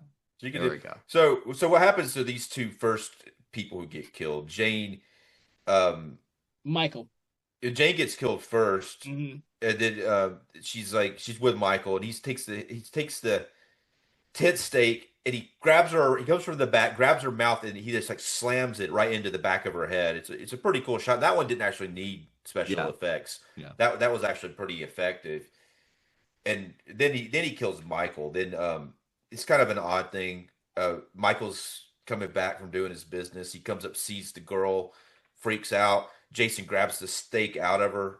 Her body falls to the ground. And Yeah, that's pretty good. Yeah, it's all good. And then Michael's running, and then he takes the spike and he just throws it at him and goes right into his back. And then he's trying to crawl away, and Jason steps up to him and he picks him up and then throws him. I mean, really, Yeah, that's skewered. pretty good. That's a pretty good start to the Not too kills. bad. Yeah. And- Yeah. And We like saw- yeah. We saw in part 6 that he's really good with the throwing, Yeah. and everything with the throwing spikes. He's good. He's good. at Yeah, it. Yeah. So that's probably one of the better. It is the first ones. It's one of the better of the random kills, and the next one, the Oh, random pause. yeah. But the Michael character, we should mention that actor had a Billy Bob. moment in the early late 80s, Late being 80s, early 90s. 90s, yeah. Yeah. Was a lot of things. Was it? Yeah. his A lot. name was I had forgotten how much William stuff he was Butler's in. his name. Yeah. What else William was he Butler. in? Makeup effects, Whoa. makeup artist and director, I believe, of certain movies. I can't think of the movies he directed though offhand. Well, I know he's got a pretty big connection to whatchamacallit, Ginger Dead Man. So I don't know about that. yeah. But I didn't know he was in effects and everything. But he was in Leatherface and he was Yeah. in the Night of the Living Dead Yeah, remake. the remake. Yeah, Yeah. That's pretty that's cool. why that's why I know him most. You know what? Yeah, I do. I recognize him now. You say the Night of the Living Dead remake. He was like the Yeah. younger guy with the Oh. girl that Yeah. they get burned. Yeah. Yeah, he's pretty good in that. Really. Yeah. Yeah, he was actually his brief role in this. He was pretty good too. Really. Yeah. Oh God. No, sorry. I just realized that he is the one who directed all those the recent. So he's still directing. all the spin-off Demonic Toys movies. Yeah. Oh, He Charles Band has some compromising photos of him somewhere, and so he's been definitely under the thumb of Band for a while. Yeah. I did not realize that. What the fuck happened to him then? Do you see Demonic Toys versus Puppet Master? That's the best one. I've seen them all, unfortunately. And wow. Although he did do Beyond the Resonator. Beyond the Resonator. Is that the Beyond sequel? He's just doing the special effects on them, or is he directing them? So what happened is that the Charles Band and Full Moon have been doing these cheesy 1 hour movies. There are sequels and spin-offs of stuff they've already done. And right. So I didn't realize he had directed the Miskatonic 2 films. I think it's 2 films now. Beyond the Resonator and the Resonator Miskatonic U. I've seen that one. The Resonator Miskatonic U is the first one. Then he did a sequel, which I didn't know they did one. Beyond the Resonator. And then I guess another one called Curse of the Reanimator. In addition to all the Baby Oopsie spin-offs and Demonic spin-offs. The movie sucked, obviously, but it's cool though. I mean, it'd be cool to be, even if the movies are bad, it's cool that he's directed stuff. He's cranking it out. I didn't mind the Resonator, the Miskatonic U one. I just hated those Baby Oopsie movies he did. I thought, I thought they were whoa, those are rough. Yeah. So getting back, we all know. I know we're like in the movie. We're wandering off. We're going into the woods. We already talked a little bit about the next death that happens to Sleeping Bag Girl. The guy gets killed first. He goes out to get firewood, and he comes back, and he's got the firewood in his hands, and then a machete. Yeah, he comes with a machete, and this is one of those effects too that's really cut. And there's a special. On the special edition, you see more of it, but he actually takes that machete through him, and you see it come out the front, and all the wood goes flying off. It's pretty cool. And then Sleeping Bag Girl gets killed, which was probably one of the best known ones here. Yeah. Mm-hmm. And then Jason gets tired, and he goes and takes a nap, and it's the next morning. So. Yeah, I know. It's so odd. It's so odd when it gets to the morning scene. It's like, what? I'm like, what? Is the movie over? Yeah, right. If I'm on a killing spree, am I just gonna keep killing? I'm not gonna stop when it's 9 p.m. at night. My job starts at 9 p.m. at night. I gotta start killing people. He's out of breath, man. He's been under there a long time. I'm just telling you, it's taken him a bit. Yeah, because he's walking those 5 miles. That's back it. And forth. That's it. Waterlogged. But then, then it's the next morning, and more Lifetime drama stuff. Eventually, the Nick brings Tina over to the house. Everybody's kind of recovering, from being drunk from the night before. Which one of the dudes, the guy named David's so wasted in the first part of it, he knocks over a lamp, and he's like, "What the hell? They put a lamp there?" And he walks into the kitchen, opens a beer, and is chugging it, and it looks like blood coming out of his mouth, and that causes her to have the flashback to seeing the Michael character getting killed. Yeah. I never made that connection that the foam was triggering the. I never got that. She sees him getting killed, which is actually not even in the woods. We see him getting killed in the middle of a random room in a house somewhere. Yeah, and then she rushes out. Out. So. But all that's the night before. Now she's back in here, and everyone's recovering from the party, and then the Melissa decides to be a real bitch, and she takes she gets the weird science fiction dude to put his coat on backwards. She's like, "Hey Melissa, is this what it looks like when this is how you wear jackets over at that mental hospital?" After overhearing Nick in her conversation, she does that. She's fine. They're having this really bad conversation about her being in the mental hospital. Oh my god, it's kind of like the dead fuck guy, and everything. It's it's so mean and annoying and everything. Like nobody would really laugh at that. It's that's a little much, dude. You're man, good grief. Yeah, but the thing is, Eddie gives a weird look. I never noticed his face, his impressions, his face until this time. Because I always thought it was kind of innocent, and Eddie didn't know what she was doing. But he gives a face when she puts it on him. And she's making a retard face when he did it. So. Well, he's in love with the mean girl. Yeah, all he right. is. So He is. he's just putty in her hand. He's just allowed. Yes. He just goes and does whatever Yeah, he But does she then what- wants him to do. she uses her Tina uses her powers there. She choke Tina with her pearl necklace, which breaks and goes all over the floor. And Yeah, my daddy bought me these because I'm the Yes. most beautiful girl in the world. Yeah, the dialogue was just like fell out. Yeah, The guy was just yeah. like, well, You- right, you right, give a right. reason why she acts the way she does Yeah. because she's a rich. You're not. Yeah, yeah. yeah. So that's I mean it's Tina kind chokes her. of cool that happens. It's very it's fine. But then then it's night again, and they're actually she's actually talks to the doctor, tells him about the necklace. So they're having a conversation about that, Mm-hmm. and then but he believes her about the necklace, but he doesn't believe her that she's seeing things that aren't real. He's saying those are delusions Mm. and they're not really happening. And Tina actually wants to. This is like this doctor's very manipulative, and he Yeah. does this several times during the film. But Tina says, "I want to go back to the hospital," and then he starts to agitate her until the point he's like, "You're going back to the hospital," and then she's like, "No, I'm not." Wabbit season. Yeah, yeah. I mean, but that happens several times, though. It does happen several times. Yeah. It does. Rabbit season. I'm trying not to laugh too hard. Duck season. Wabbit season. Oh Jesus! But that's exactly what happens. Yeah. He flips Yeah. it on her and gets her to, say, "You're not taking me back to the hospital," even though I said I wanted to go Yeah. back like a minute ago. But You just need to see Nick one more time.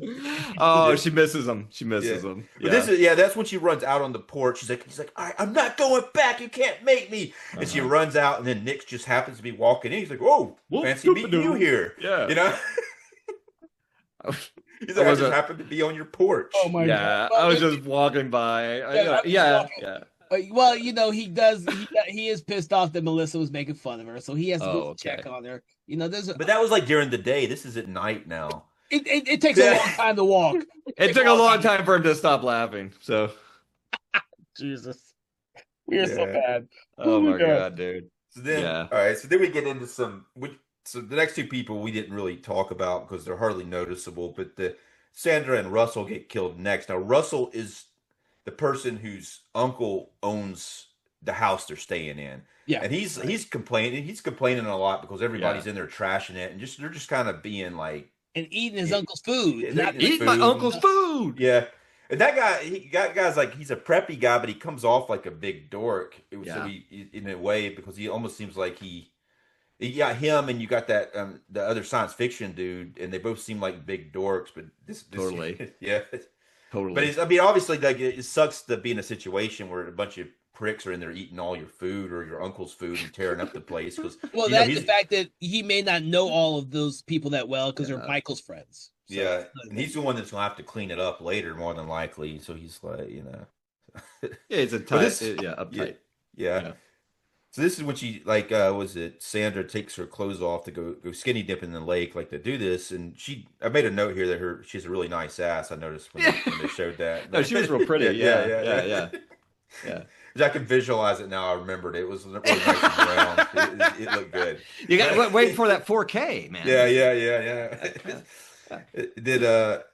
Then he's sitting there. She goes out, and he's like, "Not." Is he trying to take? Is he trying to go out there too? Or is he too much of a wimp not to go out there? I don't remember. I think he's trying to take off his clothes. Yeah. He's trying to take But off. he's slow. Yeah, Like yeah. I think Sandra has like 2 pieces to take off, and he has multiple, and so she just slip, and she's out in the water, and he's over there. Oh, I gotta button this shit. Yeah. I'm button that shit, and he Yeah. turns around and sees Jason. And is like, whoa. Yeah. Jason has the machete there, and this is another one of those where, again, it's cut really badly. But he comes down with the machete and kills him. But in the extended scenes, he actually shows the contact into the face, and it looks freaking great. Yeah. And then this is the part you were talking about liking so much when he busts out of the water when Sandra's out in the water. Like, literally, he had just killed this guy. Right. Yeah. She comes up out of the water, sees him on the ground dead, and then she turns and Jason just pops out of the water. I was like, fuck, dude. Yeah, he just drags her down and drowns her. That's actually pretty effective. That he drags her down and drowns her. But Yeah. there is a that's something I didn't mention before because there is a nice underwater shot here of her being nude, but the underwater shot itself is cool, and the underwater photography in the other parts of the movie looks pretty good too when we do see it. So, Dave, did her butt look just as good underwater as it did out of the water? No, the other shot outside looks better. This is more of this is from the front. It's like a full frontal, low angle up on her. You know, I don't even know if it's the same actress. It's hard to tell. It probably isn't. Yeah, That's it's probably second not. unit. Yeah, That's second unit somewhere in the pool. Yeah, Shot that shit. Right. Then it cuts inside the party, and I wrote this down. The science fiction guy's sitting there like wrapping himself up like a mummy, and he goes, he's like, King Tut rises from the tomb. He's sitting there, it's like, but he's off in his own world, man. Yeah, I mean, it's like the same sort of energy Crispin Glover's character had when he was making that little toothpick sculpture, but it's really contrived here. It's like, hey. But a mummy connection, and everything. Yeah. Kind of saying he's kind of Jason, and the last one was kind of like the mummy, and there we go. Yeah, no, for sure. And because he said what space mummy, and of course that's what put the Jason X in people's minds, dude. Oh, dude, space mummy. Man, they were planting the seeds already, man. Woo. Oh shit! All pre-thought out. Then it cuts back outside. Jason's dragging Sandra's body, the girl from the lake who was nude. He's just dragging it across the ground, and we see her body a couple more times. I think at least once more. But and then it's more drama inside them. Like that's when Melissa's trying to hit on Nick, like the guy who's been hitting on the main character, right? And then he kind of pushes her away, and then she turns around, and the mummy guy's standing there more wrapped up, looking like a mummy, and then he's like, I know, Star Mummy. That's right, that's Space Mummy, Star Mummy. Yeah. I was like but then she starts to kind of hit on that guy to make the other guy jealous, like that's gonna yeah. And whatever, dude. I would probably say, "Good to go, Eddie." There you go. She's into mummies, man. That was the trick. That was the trick. Oh my god. Yeah, this So that's also when the Maddie character, the one we were talking about earlier, who's her and this other girl named Robin, they've been trying to get with this David guy, and she decides that she's gonna go up and do herself a makeover because she wears these big glasses and kind of looks like that ugly duckling, and she's going to go do her own makeover. And in her mind, she's going to come back downstairs and she's going to look like fantastic and beautiful, and everybody's going to be like, "Wow!" But we never get that scene because because he just walks out into the woods instead. a lot of these interactions and between these characters are really contrived. Yeah, it's like that. It's so you're just. Yeah, it's really cliched. But you think they would at least follow through. Once they start something, you think that they would at least follow through with what they started instead of just, I mean, it's like they almost had like character dynamics there, and everything, like the weird, because it's like the ugly duckling friend with the beautiful friend, and everything, and that kind of like, dynamic, and there's a lot of weird unrequited love triangles in this movie now that we're talking about it. There's like the Melissa with the uninterested guy and our main character, and then there's the pretty girl with the ugly girl and the scuzzy guy, and they're all just kind of rotating, but nobody's like getting, besides the pretty girl who I love, and she's in some other horror movies, but besides her, she gets together with the scuzzy guy.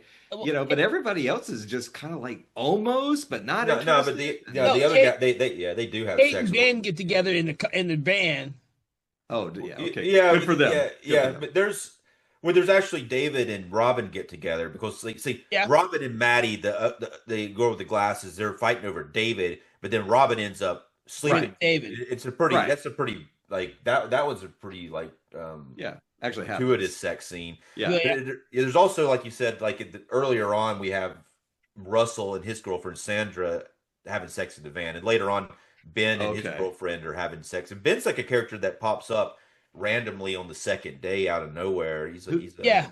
Yeah, I thought that was weird dude. too. I didn't notice that until I rewatched. I was like, Ben and Kate just pop up the second day. We don't Yeah. see them at all the first day they're there. Well, yeah, it's one of those situations like it makes this actually makes sense because when you go on a weekend party, like some people get there Friday and then the next day new people arrive. Some people Right. leave, new people arrive. So it makes sense, but it's weird for the narrative of the movie for them just to pop in. Well, because I got the impression they were there at the party too, but whatever their dynamic is, the reason why Kate's mad at Ben is probably why we didn't see them the first day. Yeah. Because the first day was when the party was supposed to be. Michael's the only one that didn't show up. Got it. Yeah. Okay. But yeah, so this is like when it starts getting really weird with the doctor. We're about 40 minutes into this thing at this point. Now the doctor goes out into the woods and he finds Michael's body in the tree with the bloody metal spike. Mhm. Right. And so he probably thinks that Tina killed him, more than likely.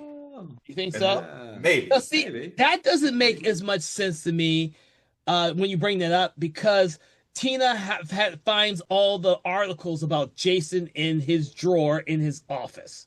Now, I don't know if they were his or if there's her father's or how all that plays out, but I thought it's implied that because we saw Tina's mother in that office with hidden stuff that the Dr. Cruz had put in there, that he's also aware of Jason's in the lake because I don't know why he would have thought to look that shit up at all. Like that, the stuff doesn't really make sense for that to be there. Like, there's no reason. There's an idea there.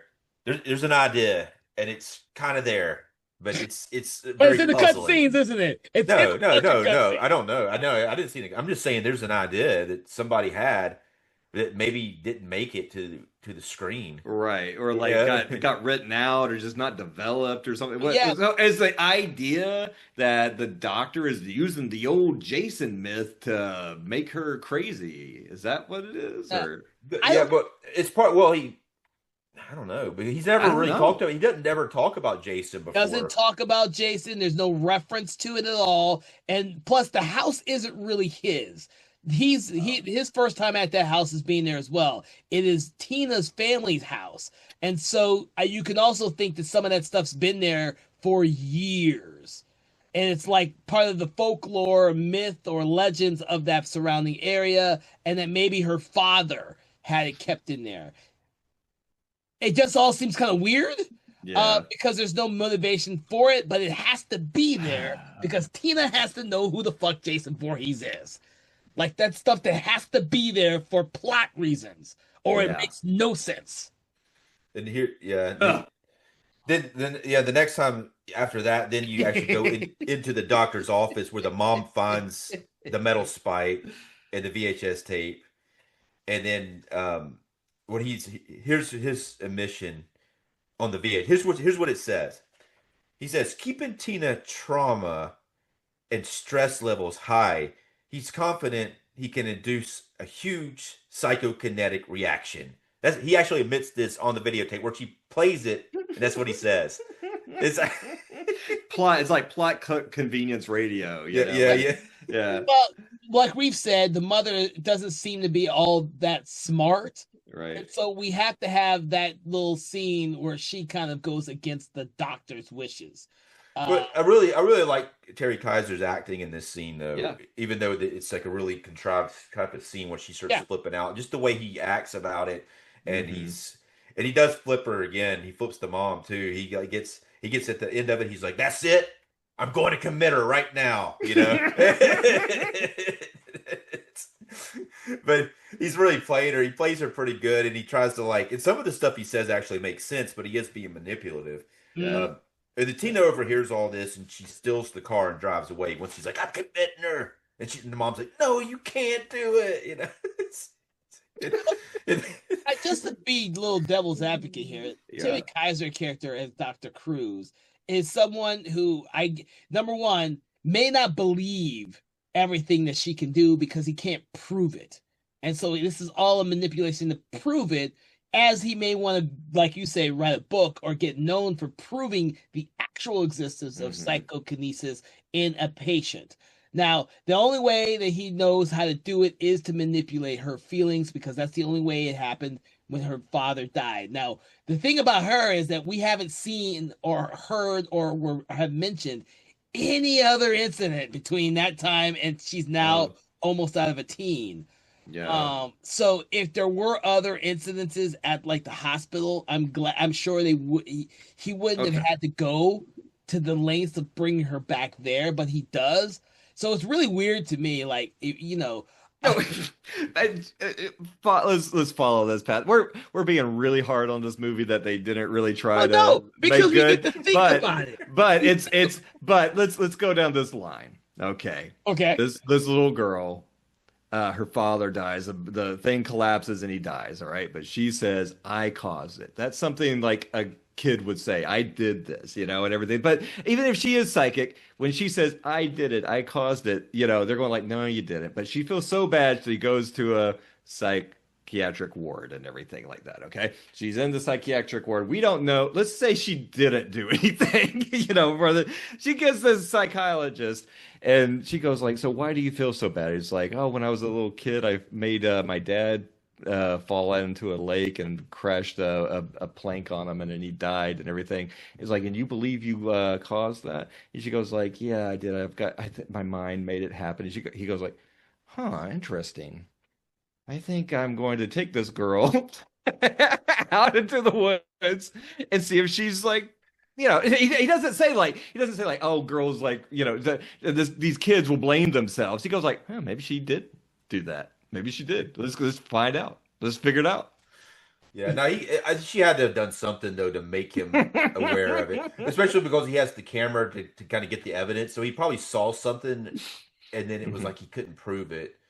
Well, that's So what I'm he's trying. saying. So, Yeah. I mean, his motivations may not. And the other thing is that throughout this film, he always says her emotional damage from seeing or causing her father's death is what is is the reason she is the way she is. And I think in his eyes, he is not only trying to prove that she could do what she's doing, but also to help her get past this trauma of killing her father. So I don't think that Cruz is 100% an evil guy. Nah. I think he's all scum. Go ahead.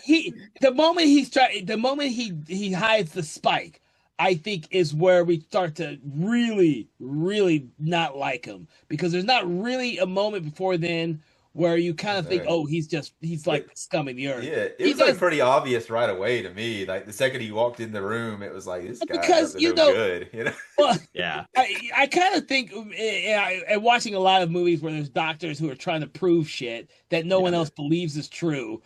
We don't have the Peter Venkman from Ghostbusters here trying to prove psychic abilities. Like, you have a doctor. You have a doctor who really, really, really wants to prove it, but the only way he knows how to in this girl is to make her get to these emotional things. So she has to push he has to push her buttons. She has to push, or he has to push her buttons. I would like to seen a little bit of conflict with the character, but I do feel that they intentionally push him towards a villain place. Yeah. Even though some of the stuff he says still makes sense, like I was saying, but I think they intentionally push that character to a place so the audience are rooting for him to get killed. Oh yeah. By hiding the spike and then using putting her in a hospital to manipulate both the mother and the daughter. Oh hell yeah. No, don't get me wrong there. I'm 100% there. Like the movie is not drawn to make him like this isn't like part 6 or any of the other ones. Like in part 6, you get a sense that the sheriff and the deputy are doing what they're doing to protect people because they don't believe Tommy Jarvis. Right. They're not bad people. You don't have to make the character completely evil to get killed, because you can have a character like the sheriff get killed. Yeah. And he's likable. And likable. He's likable. But in this film, you're either likable or you're you're just nothing. Most of the characters, are not likable, like the Melissa and the Cruz, and then the rest of them are just ciphers to be killed. You can go either way with any of them because they all just want to. They have these triangles, these like relationship triangles, like you said, Conkle, that just makes them all okay. You all need to die. Yeah. I mean, Jason is like by this point the hero, the star of the movie, and everything. You're there to see the hockey mask. You're there to see Jason do some kills, and so there's the doctor character's like, we're going to make a really despicable guy that you're at one point in the movie after you've hated him the whole time and hated the way you treated your best gal and everything. We're going to give him a glorious death with a rotor saw that you've been waiting since you saw the commercial, and now you've got the greatest guy to get that rotor saw dead. And then we're not going to give it to you. Yeah, just a little less satisfied with the end result. Yes. Yeah. That one again. Did you see the kills on the?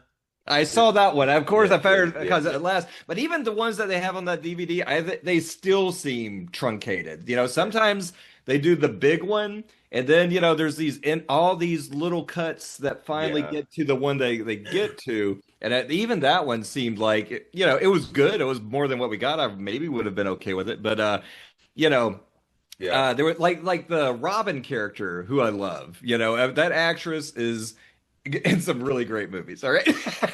And she's gorgeous and everything. The Robin character in this movie, right? The whatchamacallit. Yeah, she's the one that has the sex scene with David later on. Yeah, she's great. And but like in the cut scenes, her death, it still didn't seem like. I mean, it was a pretty good. I guess she gets almost like cut in half and everything, but still it was bloodless even in the cut scene. So I know they probably shot even more that just didn't even make it. Yeah, that was probably one of the later passes. It was probably earlier pass, but this so when Tina's riding down the road after this, and she's in the car driving, and then she sees Jason in the middle of the road with a spike through her mom's chest, holding her up, and then the mom still has the hilarious hair in that. But this is like, unlike the other time, this is actually a future event that she sees and not a past event. I think that's the first time we see her see a future event. Right. And then in the next part that we talked about already, where the Maddie character gets killed, she's the one that did the makeup and comes out into the woods, and we actually hear the cha cha cha cha.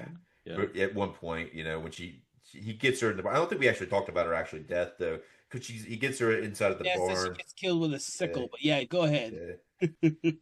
She's like hiding in there, and he busts through the wall and with a sickle that you hate. No, it looks good.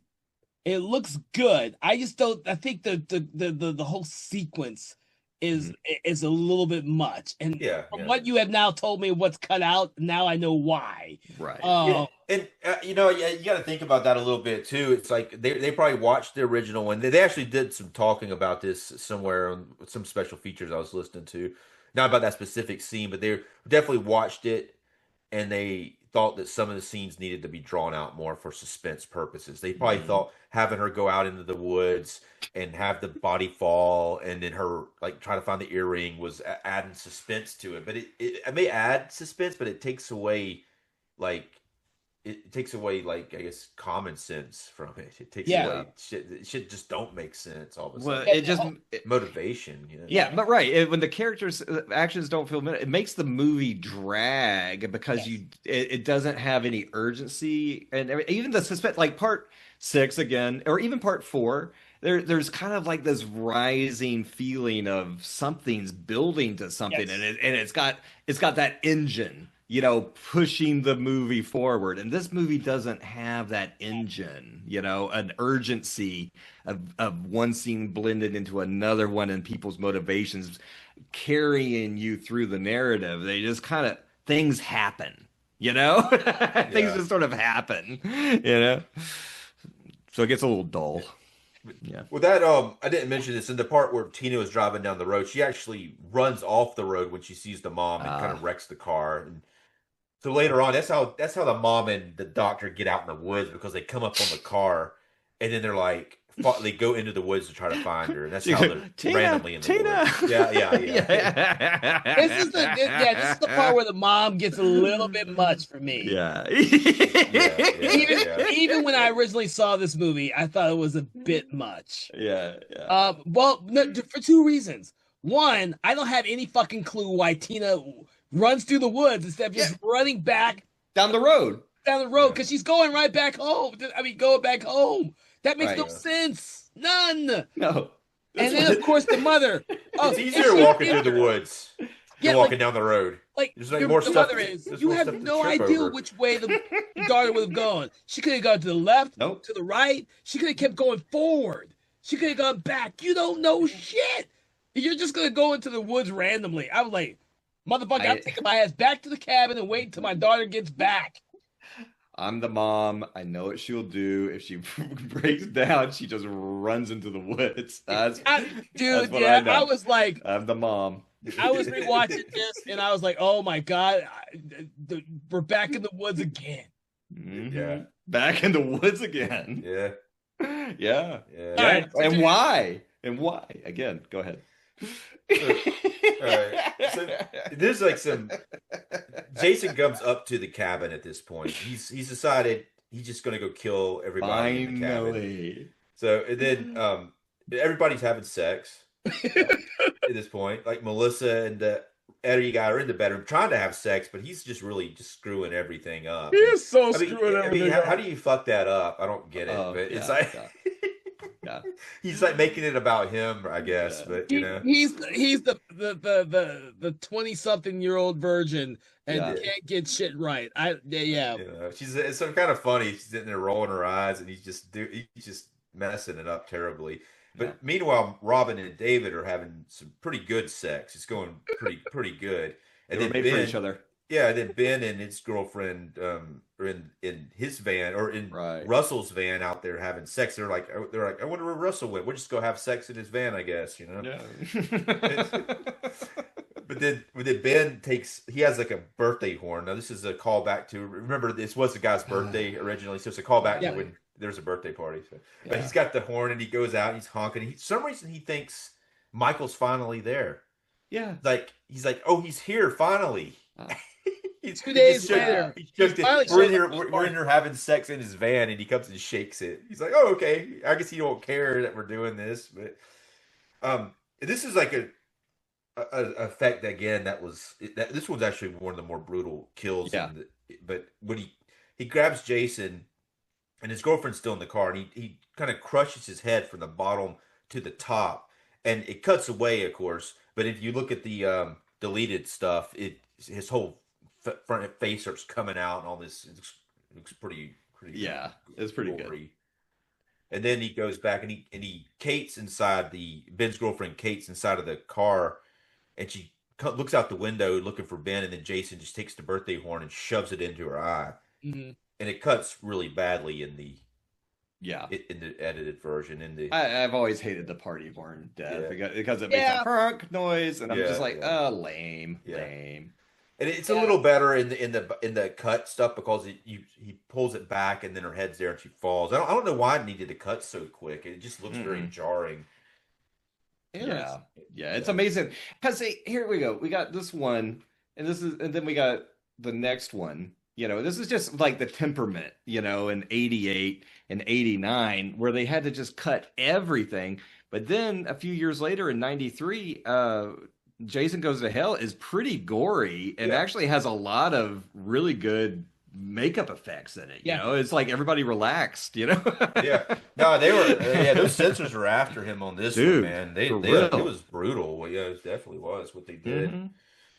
Yeah. Unfortunate because now that you guys have told me what is in the cut scenes, I need to go see that version now. Yeah. It's not in the movie, unfortunately, because like I said, their SD quality, if you put them in the movie, it would be really jarring. But but you can see they have them though on the special features. Yeah. Cut kills, and some deleted scenes. Yeah. I think it's on YouTube too. You might be able to find Really? it. Yeah, I saw it on YouTube. It's a different version on YouTube, but it's not. It's actually interesting. The one on YouTube has, I think, two guys. I think maybe Beekler's one of them, and talking Mm. about each one of the deaths a little Ah. bit before. But it's this one's just the footage itself on the Scream Factory disc. Right. This is some funny stuff that happens between Melissa and Eddie up in the bedroom. And Yeah. she just like gets tired of him like not knowing what he's doing, and she's like, "This isn't going to Yeah. work." I was just with you just trying to make Nick jealous. Yeah. The guy playing Eddie here after this, this is probably his better stuff that he does because he's kind of upset. You can tell in his face, and he's like, well, then he gets a little over the top again. He's like, rejection I can take. I've been rejected by some of the finest science fiction magazines in the continental United States. And then he stands up. She's like, Eddie, where are you going? He's like, to take a cold shower. I got a date with a soap on a rope. And then leaves it. I'm like, huh, okay. Huh. Yeah. He's like, what? What? Then he's over there. It's like, Okay, that's I can't even make it make sense in my head. I don't know. no, it's because tough. it doesn't really make sense, dude. It's Yeah. like, I mean, He's yeah, but it's funny. Yeah. I mean, it's not that funny, really. It's like they're trying to be Crispin Glover's character. Can you imagine? Yeah. I mean, it sounds like something Crispin Glover would say. He even Yeah. delivers it in a very Crispin Glover-like way. yeah. Really, Yeah. but he's not Crispin Glover. Yeah. No. that's why it sucks though, because it's like they almost like were like telling him to do it that way. Yeah, he's a real I mean, it's like too much character and not enough character because the guy, none of these people feel lived in their characters. They Yeah. just feel, it just feels like I don't know, they got the script like 15 minutes ago. So Then Jason does one of the things he does best. He cuts the power to the party house to make everything dark. Yeah, 3 days later, what? Yeah, You know? yeah. I wasn't gonna say that until Dave mentioned it, and I'm like thinking we've been talking about the days that this is taking place over. I was like, so he waits like, yeah, that's kind of weird. He just knows where the power lines and the telephone lines and all that. The logic is because his shack back in the middle of the woods back in the day didn't had all that shit. So he knows what power and telephone lines are. He knows how to turn them off. Oh yeah. Yeah. Yeah. Very He handy. can do it. Yeah. But yeah, I think he just walks right up to the damn house though, where it's connected to the house. That one's pretty easy to figure out. I think he just cuts it with a knife.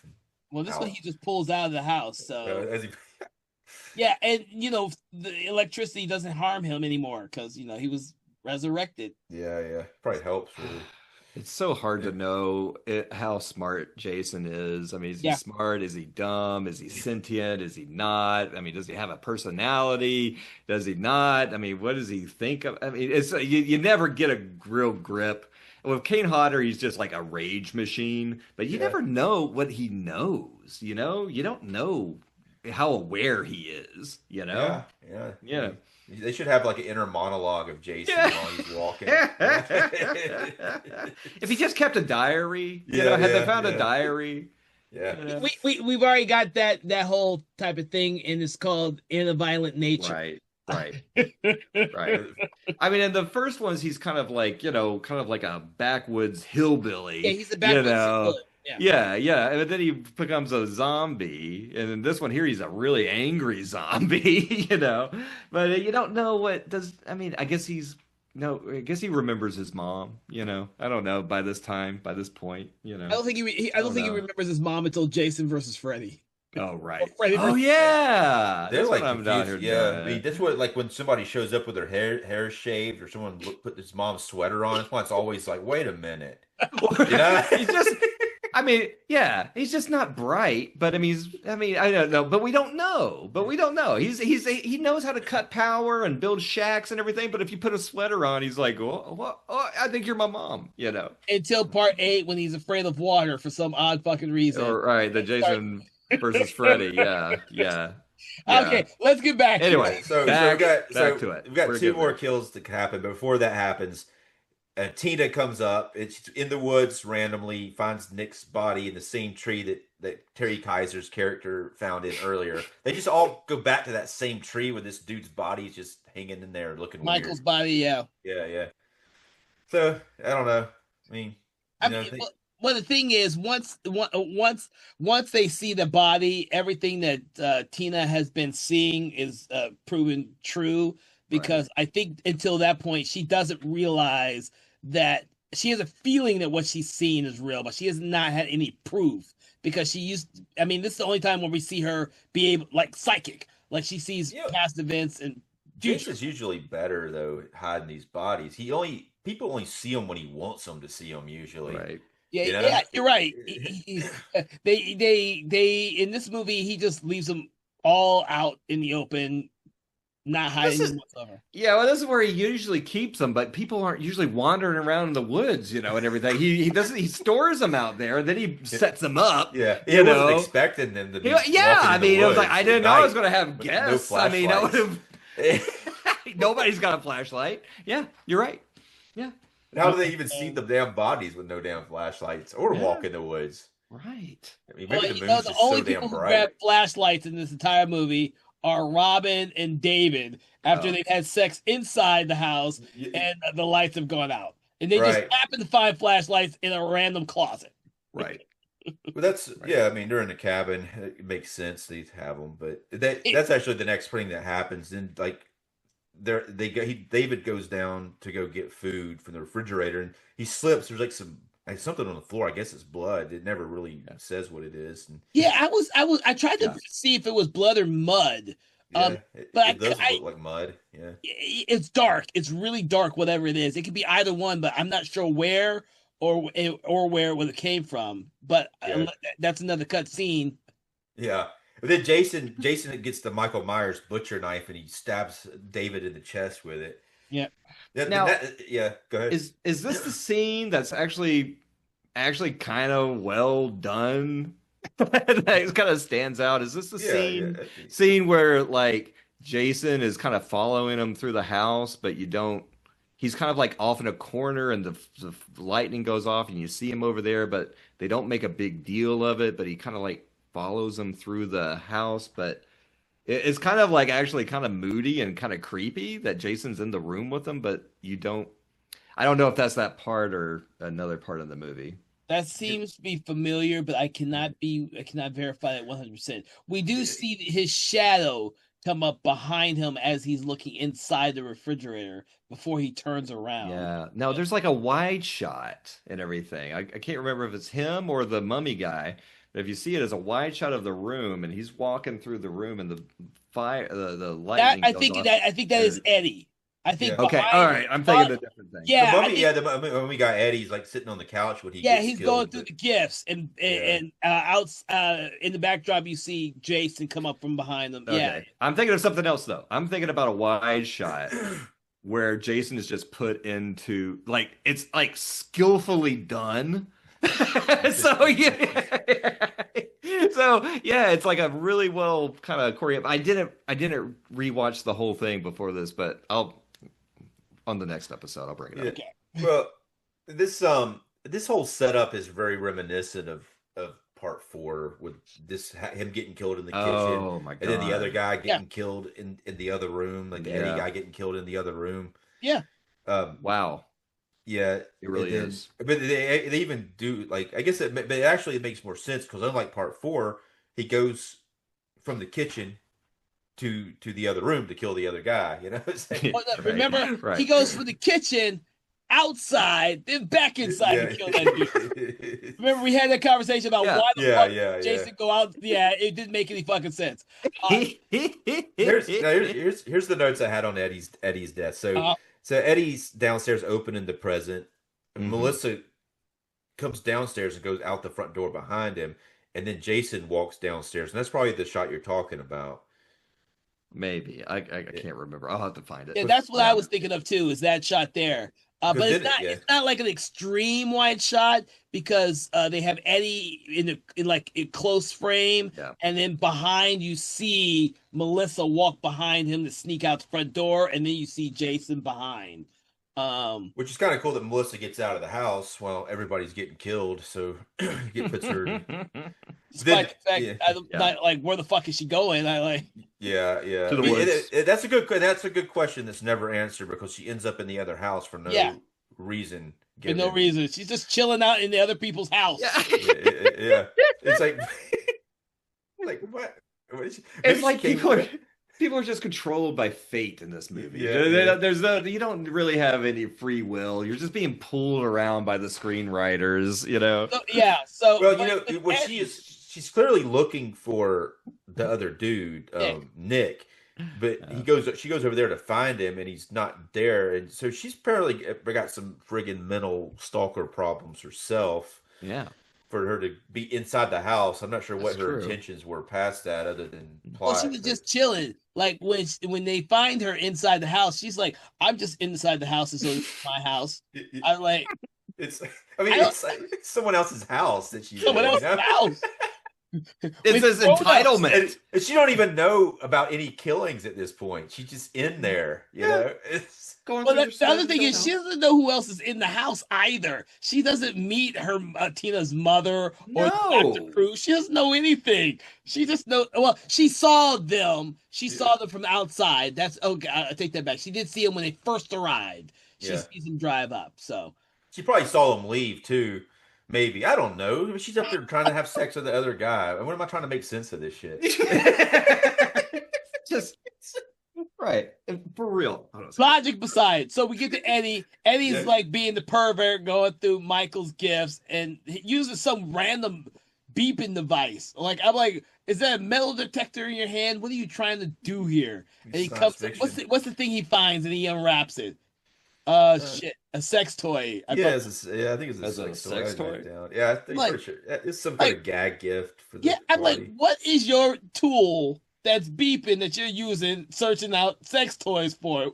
I'm like, what the hell? Probably, it could be like a stud finder because that would pick up metal, you know. Stud finder. Yeah, whatever. It's weird. It's weird. Yeah. And at that point, it's like, okay, you probably deserve to be dead, you fucking pervert. The dude's never coming to get his gifts. You might as well open them. The guy's dead in the tree in the woods. So. Oh my god, we're having too much fun picking apart this movie. But then that's when Jason comes up and he slices him in the neck, and it's another one of those where it went a little further in the deleted part of it. But he comes down, and I think it kind of makes contact. It goes a little bit better in the other one. It gets a little more into him. And then you see Robin upstairs, and she's completely nude, puts her shirt on, looks pretty good. I love Robin. Yeah. Now this is interesting because what happens after this was something that was all added after the movie was previewed. Because in the original cut of it, she puts her shirt on, opens the door, Jason comes in and just kills her immediately. But there's like a really long sequence of her like goes into another room and messes with a cat. The cat scares you. And then she actually finds David's head sitting there. All that was added after the original cut. Huh. And then he does what Jason really likes to do. He corners her and then throws her out the window. He has to do that. I gotta throw him out the window. So, it just dawned on me what you just said, dude. And so Jason kills David downstairs. Oh boy. Goes back upstairs, and comes downstairs to kill Eddie. Goes back upstairs to kill. This movie's so fucked up, dude.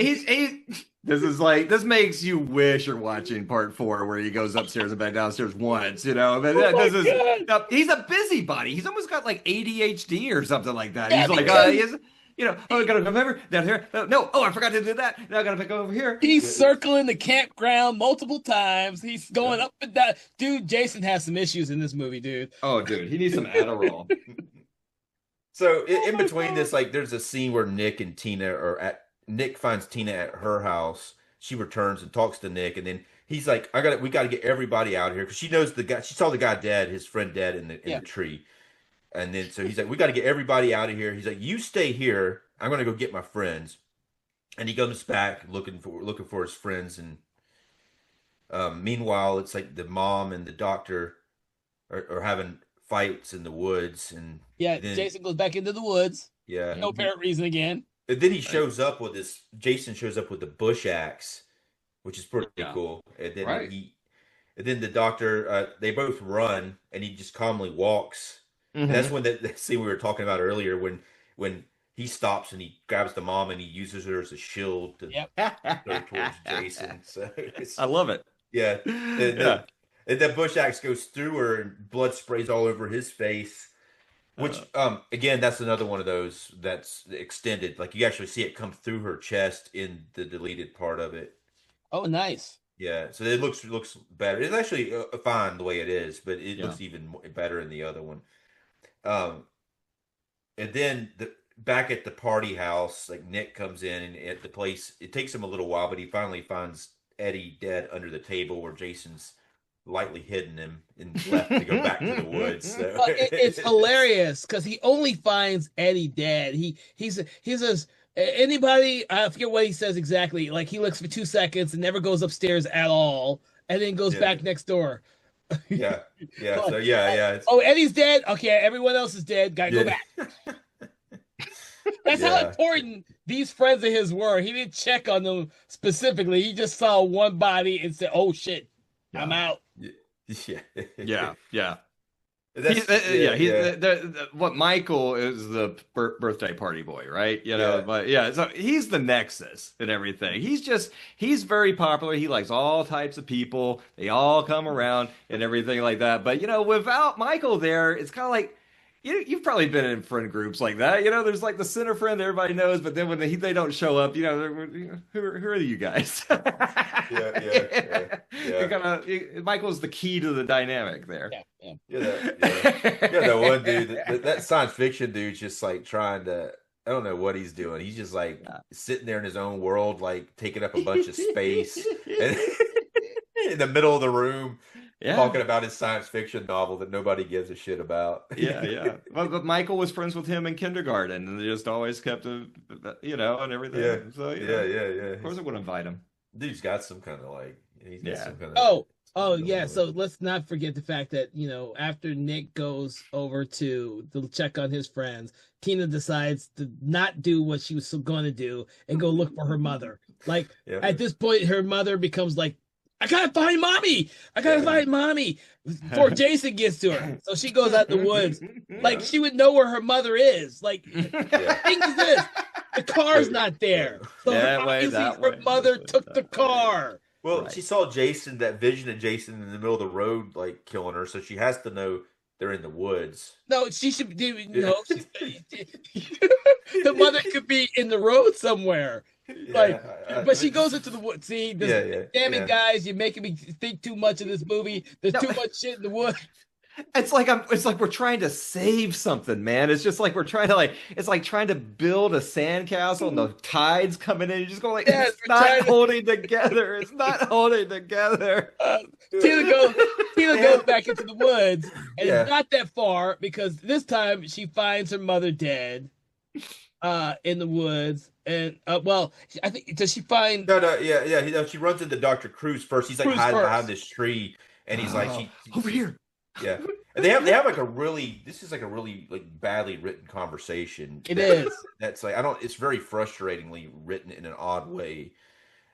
He tells her that her mom's dead, but this could have been a completely different situation. If he'd like done what the stuff he normally manipulates, if he could have like held back on the mom being dead and just like told her they got to get out of there, Jason's there, you know, the whole thing could have been different. But that is if he knows who Jason is. Yeah.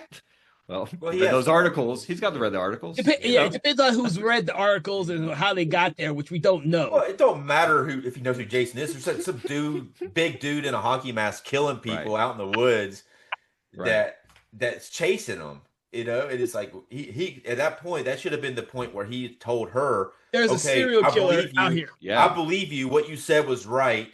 Right. We got to go. You know, That would have solved all the issues if that's what he said to her. I believe you. There is someone who's out here killing people. That person just killed your mother. We need to go. That's all that needs to be said. You're pretty right. Yeah, you're right. Yeah. But you know, it's not like, you know, he doesn't have to tell her that he took her mom and used her as a human shield. No, He I doesn't, mean, he doesn't even have to get into that, you know? yeah, I mean, let's get to the point. Let's get to the point. We got to get out of here. Yeah, Let's yeah. not worry about how we got here. Let's just deal with what we're doing with now. Well, what's But it's like hilarious is he it's like just she already knows though. The way like Uh-oh. Tina looks at him, it's like she knows that he was responsible. Well, he's for got her some mom. blood spots, right? Yeah, On yeah, yeah, him. she sees the blood spots on him. But she leaves him behind and to go look for her mother. Regardless of the fact that she saw the vision and all that type of stuff. And then of course, Cruz just takes a few steps backwards, stumbling before we Jason's there. I was like, okay, Jason's okay. Jason was waiting for her to leave to get him. And that's and he takes out that weed whacker thing with it looks like it'll be at least a 10-inch circular blade on the end of it. It could even be 12 inches. It's really big though. Yeah, it's very big. It was very big. Well, he walked all the way back to the cabin, found that thing. It's like, all right, now I'm going to walk back into the woods, get this guy. Now, I would never mess with one of those things, man. I would saw my leg off in like 5 seconds. that blade is like 10 feet away from you, so it'd be well, I would figure it out, Kevin, man. I am not messing with that thing. I will saw my foot off. I know I will. All right. I think it looks I think it cut off a branch though, like it could cut down a whole damn like tree. Oh, really. Dude, it not like a big tree, but it would like I would say at least like a 6-inch tree. It could cut it down to 6-inch one. Oh yeah, because if it's a 10-inch blade, it would 6-inch might be pushing it still though. But I don't. It's an odd one though. I've never seen anybody use it in life, but it was.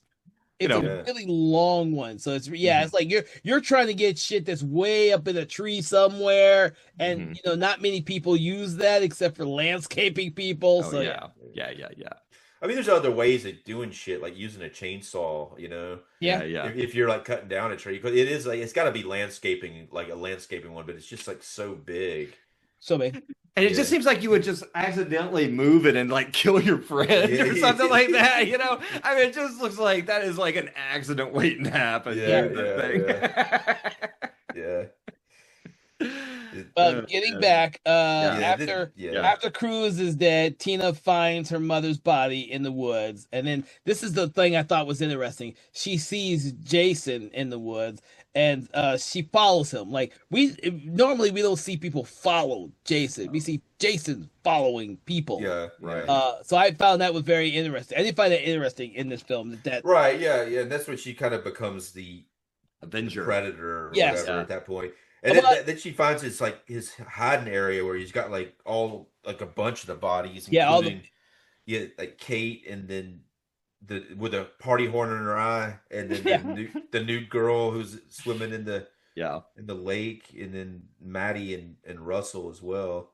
Yeah, it's a lot of bodies that he decides to just put there. I guess that's what he was doing whenever he had plenty of time to do it in. Yeah. It was like having conversations and making friends and stuff. It was like, hey guys, you want to, Yeah. Dave, do you remember about what time in the movie this is at all? Yeah. So it's at an hour and 12 minutes into the film. An hour and 12 minutes, we finally get where she starts to utilize her abilities and she can control them. Oh my God. The whole rest of the movie is really awesome though. Oh, this movie has so much in common with Takes Manhattan, where the point of the movie doesn't happen until the last 20 minutes, and then when it happens, hey, that's ain't bad, but you got to get through this kind of generic retread to get there. That's that's when she has the showdown with Jason on the road, where she uses, I guess, some branches to knock him down, and then the power line electrocutes him in a mud puddle. Yeah. And then you say, okay, cool, it's over. And then he gets back up, She doesn't know he's an undead zombie first, and then she resurrected him. At least I don't know what she knows, because I don't know what was in the articles they read. I think they just read the headlines. That's all they had the time for in that earlier scene. But I don't know. What do you think about that? They put a lot into this last part, though. Even that sequence by itself was a lot. Yeah. And then And then I she goes love back. that. Yeah. I love that dun dun dun. Yeah. That's Yeah. great. Yeah. Like it's funny when in a situation like that where Jason, it's kind of like when the cop was like shooting him over and over again, and he just like Yeah. gets back up. He like Yeah. stops for a minute. He's like, "All right, Yeah. I'm getting back up." Yeah, You know? yeah. It's, Yep. Yeah. it's like Yeah. that sort of thing. Like, damn, you just electrocuted him, put him in a mud puddle, electrocuted Mhm. him, and he's coming. I mean, it's like it gets even with her powers that she has, it kind of gets really dicey for her at certain points Mhm. where it's like it looks like those powers just aren't going to be enough to stop Jason. Yeah. Now it's like she's rattled a friggin' bee's nest, a hornet's nest, Right. because Right. he's definitely very interested in killing her from then on Yes, out. yes. Yeah. I want to bring that up. This is one of those things where I said with Kane Hodder playing the character, you get to see some of those aspects.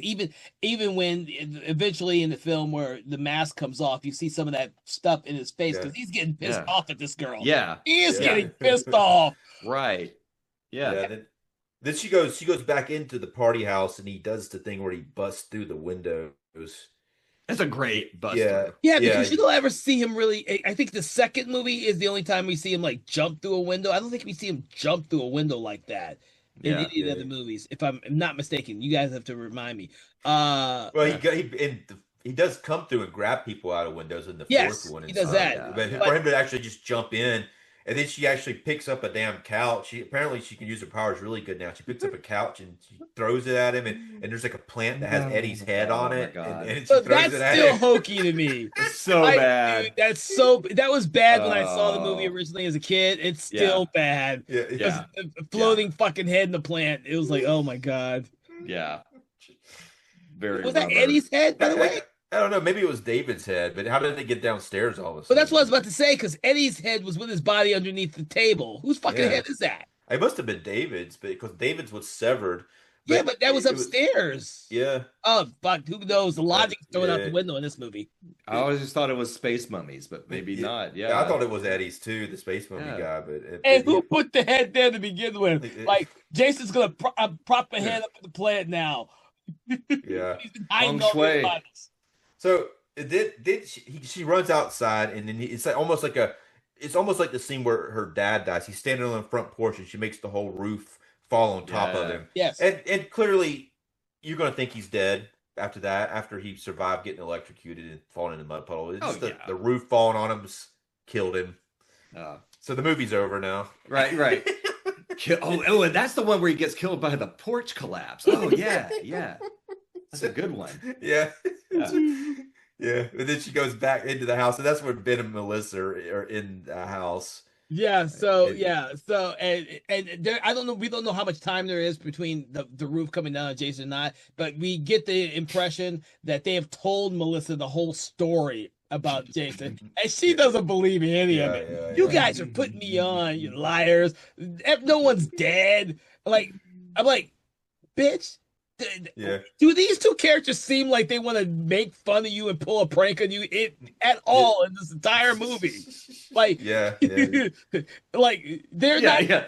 That's like this Yeah. is not Michael or David or Eddie. These what makes you think that these two out of every character in this movie is playing a prank on you? Hey, Yeah. that's all it is. I mean, it's fine. It's her death knell, because Here's what she says right before she gets killed. She's like, "I'm going," or whatever. Nick's like, "Don't go out there," and Melissa's like, "Fuck you, fuck both of you." And she opens the door, and there's Jason standing there with an axe, Yeah. and he chops her. What we talked about earlier, chops her Right. right in the face, and throws her across the room, which is really awesome. But it's yeah, really that's stupid. a great effect. But it's one of those that dialogue in that, and her not believing any of Yeah. that is like one of those eye rolling things that kind It of is. tends to happen throughout this movie. Mm-hmm. And really frustrating, like writing. I think. Yeah, no, it's just everything's so one note, I mean, Yeah.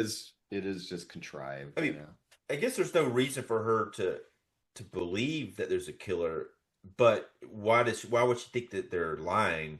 And why is her reaction so extreme that she's going to tell them both to go fuck themselves when she's been hiding out in that house waiting for them to come back for some reason? I don't know.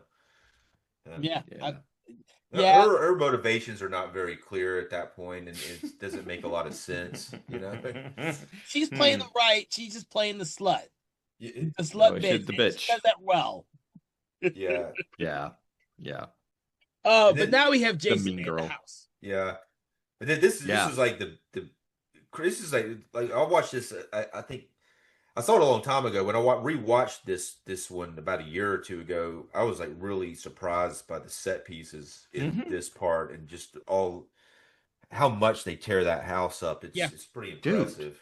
Yeah, Yeah. Yeah. It's great. It's great. It's almost like the movie wakes up, you know? yeah, I mean, that's a you good way know? of putting it. The movie wakes Yeah. up. You are Yeah. absolutely right because when Jason first chases them up the stairs, Yeah. the very first thing we get is her using her powers to fucking drop the lamp on his ass and make him Hmm. fall backwards and through the stairs. I was like, damn, Yeah. that's yeah, hardcore right there. Yeah. You know, really fucking hardcore. And then they rush down the steps thinking that they've gotten rid of Jason. Like, Yeah. and then of course he comes busting out the side of the fucking stairs. I'm like, oh yeah, that's Yeah. yeah, And he looks great. And he looks great in these shots, you know? I mean, it's just like, oh, wow, man, this movie's, oh, wake up, everybody. You know, it's yeah, like, yeah, you know, Then stuff's happening. she like breaks his mask with her powers. Yeah. It smashes it into his face. All this stuff's oozing out, and then the mask just breaks in half. And then for almost like 10 minutes, we see Jason on screen the longest time ever with Yeah. no mask on, yeah, Yeah. and it's Yeah. and the yeah. makeup looks He's a really fucked up good. looking zombie, isn't he? Yeah, Yeah. yeah, Yeah. He kind of looks like what? I don't know. He kind of looks like a John Carl. He kind of looks like a ghoulie. You know, I mean, yeah, it's just like, I mean, I like how, if you look at it, I was watching it, how they, recreated all the wounds that he's been through. He's got like a bullet hole here from part six. And of course, the slash on the eye and the damage from part six. I mean, they did a really good job, like some nerd, some Friday the 13th nerd, like really figured out where everything should be. And, it's great. He does just kind of have like it's probably the best Jason look without, no, part four, best Jason look, Yeah, but Star Wars without best. the But he best, looks really good in this one he compared looks to really good. like part He looks eight. really good. Yeah. Yeah, when they I take the agree. mask off in part eight, he looks Ooh, goofy. ooh, Yeah, it looks yeah. goofy. This Terrible. one, no, I'm good with the makeup. Yeah. No, I'm good with the makeup in this one. Yeah, I've always I been. agree. I agree. and then she takes the light cord and wraps it around his neck and hangs him from the ceiling.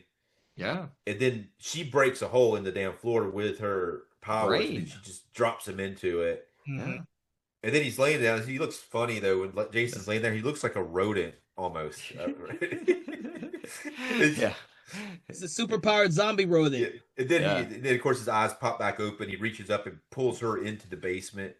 Hmm. That's when there's a basement fight for a while down there. She starts throwing nails at him first, and it's kind of Yeah. like he's like, "What the fuck, nails?" You know? Yeah, he gets pissed off. He takes the one out of his head, Yeah. throws it on the ground. Yeah. He doesn't care about any other one, but it's like you put a fucking nail in my head. Yeah, yeah. You've never seen Jason like this, He's just like, and he's really working that makeup with the teeth and everything. He's Yes. like, Yeah. yeah, Yeah. yeah. It's good. It's good. And then she sprays him with gasoline and Yeah. lights him on fire at that point. So let me just say that this whole sequence seems really fucking weird.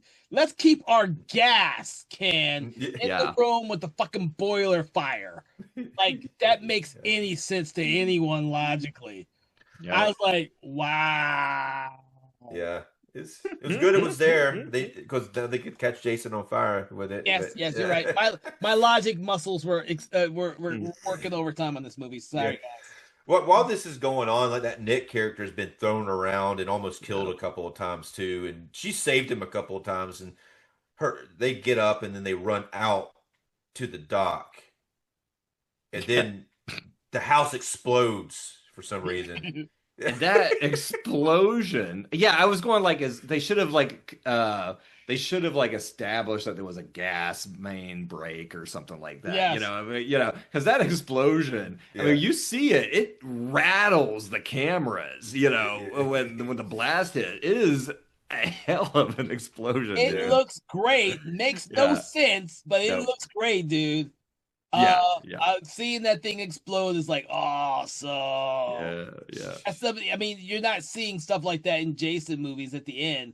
I mean, even the last one just kind of had Jason getting drowned. This one Yeah. has a fucking explosion in it, dude. Yeah. Compared But to yeah. compared to a chain on a rock, I mean, this is very elaborate. Yes, Yeah. yes. Yeah. Yeah, but it didn't kill him though. The house exploded. He's fine. It's Yeah, no he's problem. fine. No, he But he ran out of the house with them. He's standing Yeah, right next to them. Yeah. He's never that far behind them. Yeah. I think that's that shot you were talking about where it was like a Yeah. close up of them and all of a sudden he's Yes. there and he grabs Nick and just throws him onto the boat. He's not going to kill Nick because he's like, I don't know. He's just going to throw him around. He can wants kill to him get to pretty her. easily. Yeah. But He's pissed him off. He stops killing him to get to her. Remember, he steps on his back, trying to kill him, and then she stops him because, in my opinion, he thinks that she's much more of a danger than he is because he just been tossing Nick around. Yeah. I mean, I guess he don't have time really to kill Nick properly, so he's just going to throw him around and. Yeah, it's like playing a cat playing with a toy, playing with a mouse. It's like, yeah. look, I'm really going to enjoy this, so let's just stay over there. Let me take care of this, and then I'll do something really cool to you later. Yeah. This is like really, I think when this part that happens next is something we talked about earlier, which we kind of made sense of it, but I think that it's a very polarizing thing to happen to have the dad come up out of the dock. It is like the kid Jason taking at the end of the first one, jumping out of the water and taking the girl into the water, into the boat. But it's just very bizarre. The dad comes out. He's not messed up. He has chains, so he's going to use the chains to drag him back. I'm like, where the fuck get the chains from? Yeah. Well, that was from The Rock. I mean, yeah. It's Jason's chains. So he could drag that rock when no one else can under the water to get close enough to the dock to get shit, dude. You're the one telling the logic problems in this damn. But again on the deleted scenes, they did have this dad properly made up to look like a zombie. Yeah. But I guess that didn't test well with the audiences when they did the test audience, so they went back and then they made him look normal. Yeah. But it actually muddy. In the original one, it was a lot better. He comes up looking like a zombie, drags him down, and then the dad comes back up and looks normal for a moment before disappearing completely.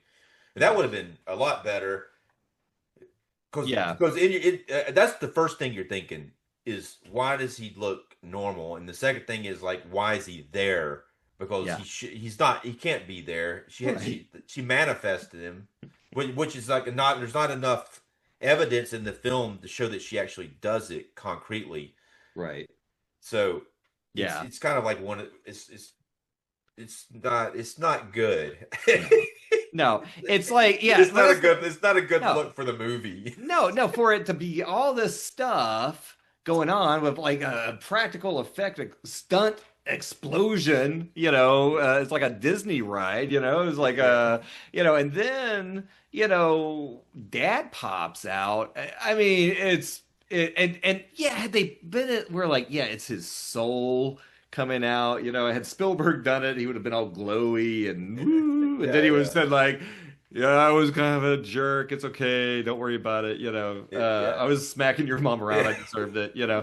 Some kind of closure, and everything. But no, you don't. It's just confusing. You're going like, that's how they're wrapping this up. Yeah. Yeah. It's really like, they had it going pretty good, and then they botched it at the it doesn't even do any better in the next scene. It's the next day. Something kind of cool happens. Like, Jason's mask is on the ground, and then this one guy picks it up, and who's actually the director, that John Paul Beekler guy. But then he picks it up and looks at it, and then they carry Tina out on the stretcher, and Nick's in the same ambulance. Even though they have two ambulances, they put them in the same one together.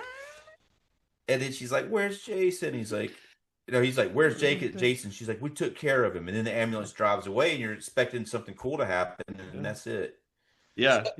Yeah, So you, it's No, like, so I was thinking when I was this was going on, it was reminding when she goes like she's on the stretcher and they're pulling her in and she's going like Nick and they're like, oh, he's all right, and yeah, everything. And I was going like, is this like part two? I wasn't on y'all's yeah, part two discussion, but at the end of part two, you just never know what happens to the guy. I mean, yeah. the main character, he goes like Billy, and you're like, don't worry about him, so yeah. you don't know, Well, yeah. you know? Here's some more logic to this. How do they know? How do they know that the guy's Nick? There's like all these other people killed. How do they know which person she's talking about specifically? Like, oh, he's fine. But all He's these fine. other like 15 people are dead, but that one guy's okay. Your And mom's Nick dead. Nick isn't really conscious either until she gets into Right. the ambulance. So Yeah, but I mean, it's Nick. yeah, He has a name tag. It was a birthday yeah, party. yeah. Yeah. I mean, I just think it's so weird to end it in such a like Yeah, it's like it needed dramatic. to have a cliffhanger type of ending. Yeah. But apparently they shot another ending and it's on the deleted scenes, but Yeah. it doesn't help. But No. it was what happens in that one is it cuts to some random guy out on the lake and it goes on forever and finally Jason kills him. But Yeah. it's like, No, it's like it's terrible. He's a guy fishing. yeah. And I guess they're trying to build it up. Oh, he's caught Jason, or something like. So it's a guy fishing and he Yeah. catches Jason basically. But he catches and it's a fish and he goes like, "Ah, fish." And then Jason jumps up behind him out of the water Yeah. and drags him. Which it would have been cool to do like, Jason, from the scene in the first one where the little kid comes out and to have a full-blown hockey mask Jason kind of do a jump scare like that. That would have been cool to recreate that, but it was terrible. Yeah. But yeah, you don't have like a random character No. suddenly out there. You Right. need to have these characters Yeah. doing it, On the boat. Yeah. Yeah, Get it's on the like- boat. Yeah. I mean, wake up the next morning. I mean, Yeah. it's just a. I like it that they survive, but it was just a really weird because it just leaves nothing. It leaves you with Mhm. nothing at the end. Yeah, it's like a disappointing defeat of Jason, and then it just sort of peters out, and and you always want to see the scene where Jason goes like, "I'm okay." Yeah. Fuck you, I'm still okay. Yeah. So, guys, I do have to ask you a question about this Yeah. movie since we got into the end of the movie. The composer for this film was Mhm. Harry Manfredini and Fred Mullen. What did you think about the score for this movie? I like it. You don't like it? Go for it. Tell me. Oh. Tell me. I hated the score for this movie. Oh, okay. It was so fucking subtle Uh-huh. and like non-existent for most of this movie. It Oh. does not have the energy that any of the other films have, and it most definitely is a step down from Part Six's. Yeah. Part Six's score is so kinetic and energetic from beginning to end, and this film, it is like non-existent. It is. Yeah. Yeah, I was going to say I did not even notice the score, but now you mention it, I can see that it might some certain parts of this there does seem to be a sucking of energy out of the film Yeah. as it's going. Well, no, Well- he's absolutely right. There's no Yeah. energy. It was like, and it could be because we watched Part 6 and Part 7 so close to each other, but Yeah. there was no energy in Right. this score. No, And I don't- agree. I agree. And I don't know if that's because of Fred Mullen's contributions to the score. Most of the time, it's been Harry Manfredini by himself on the score. But I did look it up, and Fred Mullen is on, I think, the next one next one is Part 8. And I don't know if he did Jason Goes to Hell or not. I think he just did Part 8. Right. But it could be one of those things where it's mostly him and Harry Manfredini just gave the overall original themes. Yeah. But it was lacking that energy, and that was, I think it does this movie a disservice because the movie already lacks energy. Yeah. And I think it needed to be pumped up or something. So that's how in the ending, because we're talking about the ending, it like the music should have done something else other than what it does, and it just kind of tapers off, quiet, and then just Let's see. disappears. Yeah, And that that's last it. scene though, it looks like a dream, and then it's not a dream because just the way that it Right. looks, and they put them both in the ambulance together. You're kind of Yeah. expecting something weird to happen. Yeah, you're expecting You know, something. it's like it's not real. I mean, what we're seeing here is not real, is what I'm thinking, and then it apparently is. I don't know. Yeah, it's Well- like the end of Halloween 2 where the guy sits up. It's Michael Myers. Oh no, it's just the boyfriend, Yeah. I guess the second ambulance had Jason and and the dad body in it. Yeah, there was a lot of Spoiler. bodies. There was a lot of bodies to contend with. But, Oh, yeah. there was Yeah. definitely. It'd be like, what was it, part 4 that starts off with the great aerial shot? Yeah, dude. That was like fucking great for the opening for part 4. We Yeah. talked about that one. I was like, oh, awesome. Yeah. Well, when I say I like the music, I seem to remember I like the opening theme that's kind of percussive and goes pum pum. Kind of like repetitive Yeah, like that. but I kind of like Yeah. that. But through the movie, I can't even say I have a. Yeah. Yeah, I didn't even notice any score, Yeah. but I'd have to look at it again. And Because there's a lack of energy in this Yeah. film in regards to the score. And Mhm. I don't think that was there for part 8, if I Mhm. remember correctly, because I have the score for part 8, but I haven't listened to it in a long time. Yeah. But this one I've never owned, so I was like, I only noticed it this time because I was rewatching it. So I was Mhm. like, Yeah.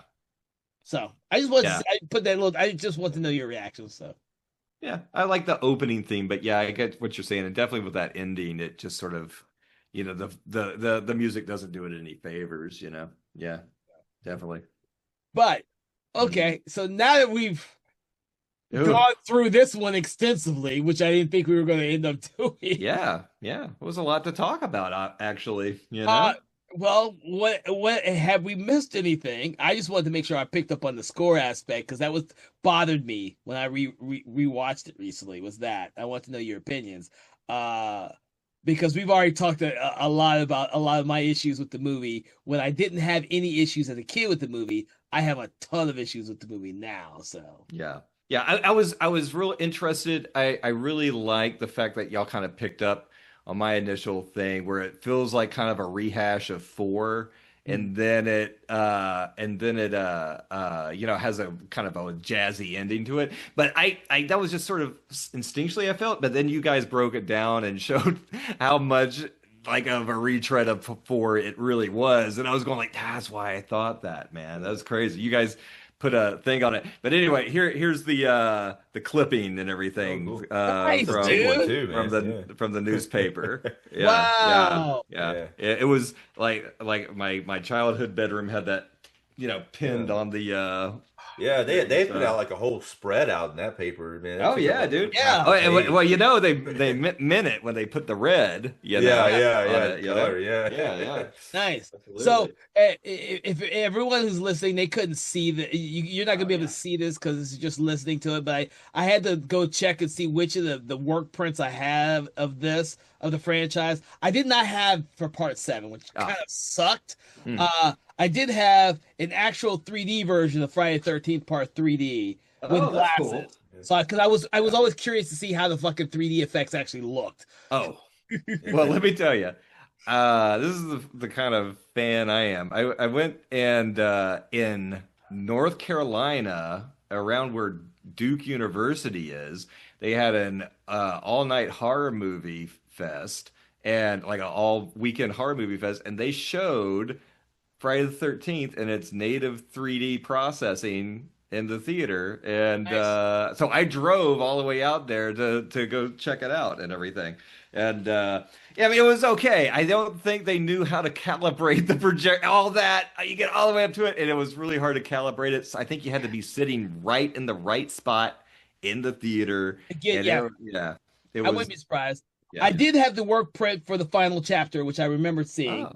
Oh, look at that! I have a work print, and I had what they are calling a version 2 of A New Beginning. I'm not sure what version that Wow. is, but I did remember when Huh. we were talking about it. There were scenes I thought were bloodier, but when I rewatched it, it was like those don't seem as bloody as I remember seeing them. So Yeah. I yeah, bet you that work print's probably got them in there. It's just going to be the quality's so bad that if they try to Yes, stick it in yes. there, it would be jarring. No, that's one of the things that I remember seeing when I got these is that the footage that's inserted is not at the best quality. Yeah. Because that's how I saw originally Nightbreed, the Cabal cut. The Right. Cabal cut is all the work print shit before they actually redid all the special effects for the director's cut that eventually came out. Yeah. It's really interesting to watch those type of versions of films, but it's jarring because I watched one of Hellraiser 4 recently because it is Hellraiser 4 is on the Arrow release, and it's actually it's not it's the way they have it is probably the better way, the original way, because they actually have the part in the present day is a lot longer than any of the other parts, and because it makes when you're watching it. The fourth one, the way it's cut, the present day part seems very truncated. Oh, yeah. But at the same time, really all the parts seem truncated. Yeah. But the present day part is the majority of the film in the original cut of it. Interesting. Yeah. I think I have a work print of that somewhere. I don't remember that one.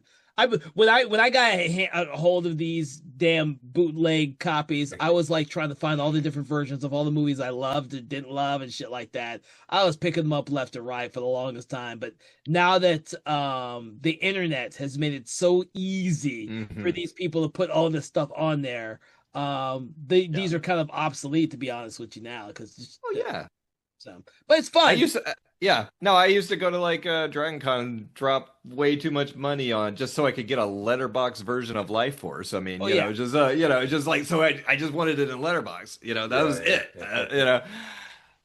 We live in glorious times. Any other things? Any other things you guys think you want to talk about on this film? I've got something to talk about. Just general Friday the 13th. I could spit it out now since we're go ahead, spit it out now before we get to rating the movie. Okay, guys. So this came up the other day when we were doing part 6, and I realized like, hey, this is part 6, and this is the first time Jason on Friday the 13th has been at Camp Crystal Lake killing camp counselors. Because when you think of what Friday the 13th movies are, is Jason in a hockey mask killing at Camp Crystal Lake, and the theory, camp counselors, killing camp counselors at Camp Crystal Lake. That's what a Friday the 13th movie is about. Okay. And then I started like kind of going down a rabbit hole on it. And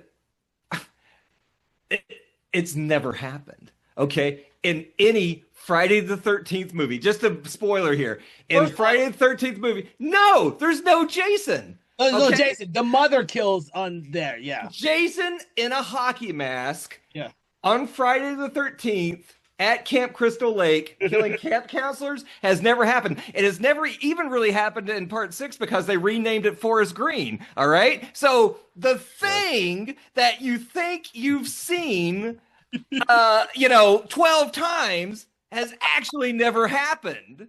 Yeah. So if they make this Friday the 13th part 13, the only thing they need to do is just get the formula right once. Did they do that in the remake? I've only seen the remake twice. I don't remember. All right, the remake. The remake. We've got camp counselors being killed by Jason at Camp Crystal Lake on Friday the 13th. Okay, so no hockey mask though. Did I say hockey mask? Because I think when you think about Jason movies, Jason in a hockey mask killing. Okay, sorry. There's the 5th one thing. That's the thing that's never happened all at once. All right. Jason, hockey mask, Camp Crystal Lake, counselors, Friday the 13th, and the remake though it isn't, because the remake is actually like almost like a sequel to the first one because it has the mom in it. Yeah, and then it takes place. It's not really at the camp as much. I don't think are they actually counselors in that one? It in the cold open. There's camp counselors. Yeah, there's camp counselors right in the open. Right. Right. But Well, no. Well, the opening after the mom gets killed. Those are counselors. Okay. No, those are campers. Okay. yeah. All right. Okay. Let me. I've got this all broken down in a spreadsheet, guys. But that's okay. Which kind of blew my mind. I'll send it to you. Okay, that's fine because we haven't gotten to the remake yet, and I honestly have not seen the remake since the year it came out. Okay. I watched it not too long ago. They have an Arrow release of it. For some reason, I was thinking that it was like one of those similar to these other ones where it's not really a running camp, if I'm not mistaken, because I don't think there's kids in it except for maybe at the beginning. But I've All seen right. so many of them recently that they're all starting to blur together a little bit. So Oh, yeah.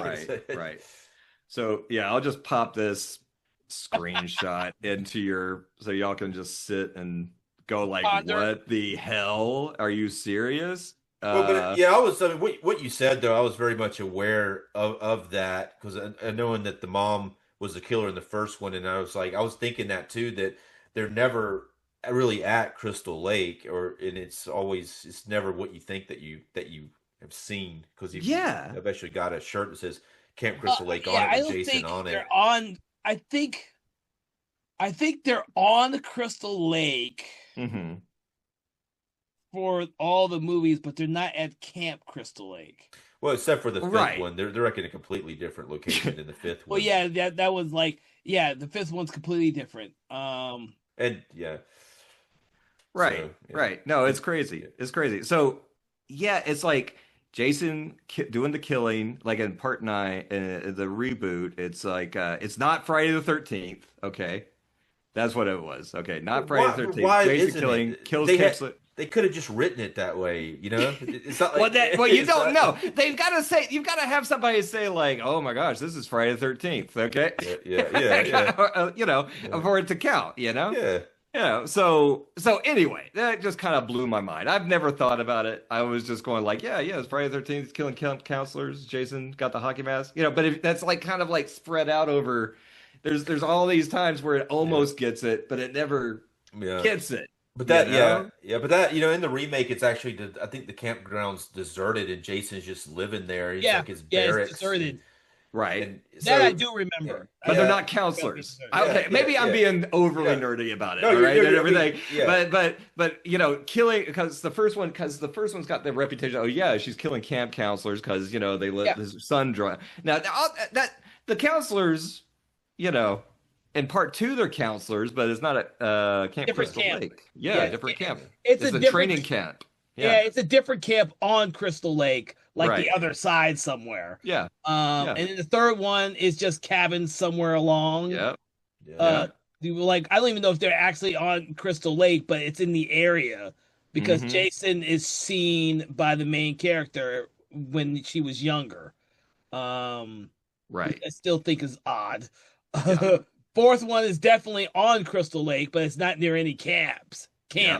It's just some cabins in the home, like this film is. Yep. And then, of course, part 6 is the one that takes place on Jason's birthday. All that type of stuff. Right. Part 6 gets it the closest. Yeah. All right, and so it's really just a technicality, that it's It's not. It's just it's like no, it's actually forest green. All right. All right. Sorry. All right. It's fine because that might come Okay. up later when we talk about some of the other movies too. So that's fine.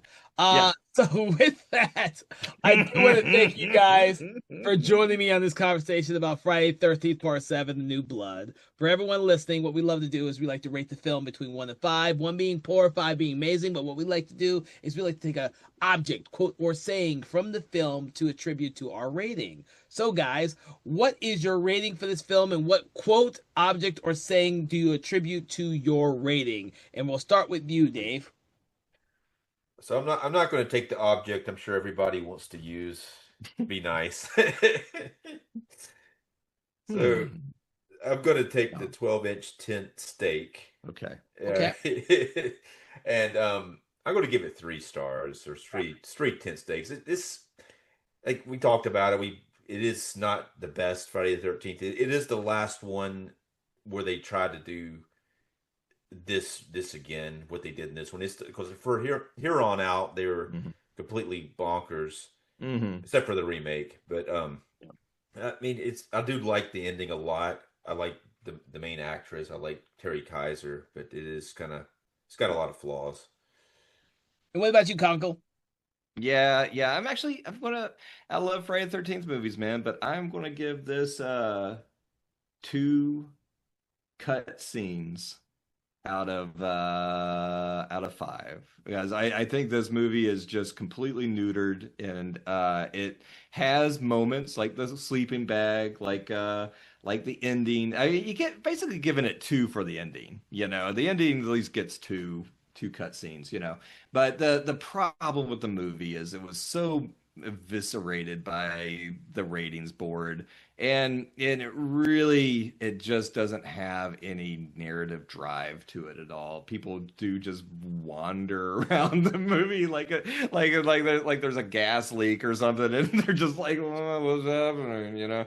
And so yeah, it's a pretty Maybe disappointing that's the movie. gas leak that makes the house Maybe explode. maybe that Yeah. maybe that's why everybody's acting like that way. Maybe there was a gas leak the whole time. I think we cracked the code.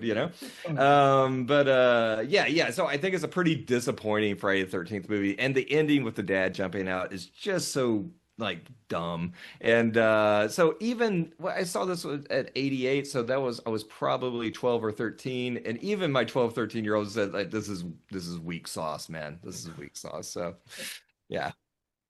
What's funny is, had we not talked about the film and had not rewatched the film, my memories of the 80s and 90s of watching it would still hold, and I would have given it like 3.5. Yeah. But I'm only giving it two because Mhm. after our conversation, after rewatching it, this movie doesn't hold up at all for me. Mhm. I still love fucking what Kane Hodder does in the film. I like Laura Park Lincoln in the film. Terry Kaiser, I love, even though he's an evil motherfucker. But Mhm. I'm gonna give it two severed heads and a random plant. Because y'all made me think of what the Yeah. hell, whose head is this, Right, and why is right. it randomly in a plant? But I can't Uh, believe now that one of you picked the weed eater thing with the circle It, that's it all in. didn't. It doesn't deserve it. It doesn't deserve it. Dude, I keep wondering where he got the damn tool from. So why I can't pick that one, dude. But yeah, there's just too many fucking weird shit going on in this Yeah. movie now. Well, I think this one's a really good one to pick apart though because it's just Yeah. so baffling everything that is It's going on baffling. in the Good film. word.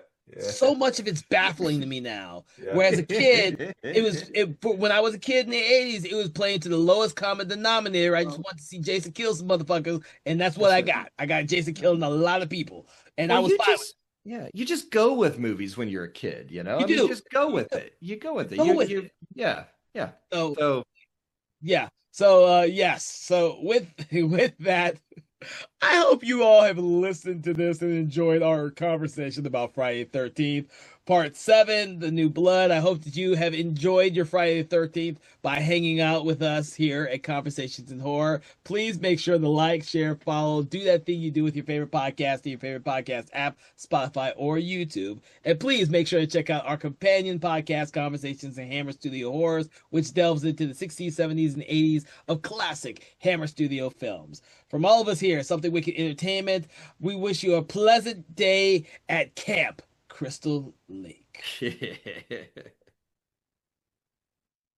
Conversations in Horror is a Broken Lighthouse Pictures production, written, produced, and directed by Kevin L. Powers, executive producer Kelly A. Inoka. All contents and material from this episode of Conversations in Horror is copyright 2025 Broken Lighthouse Pictures.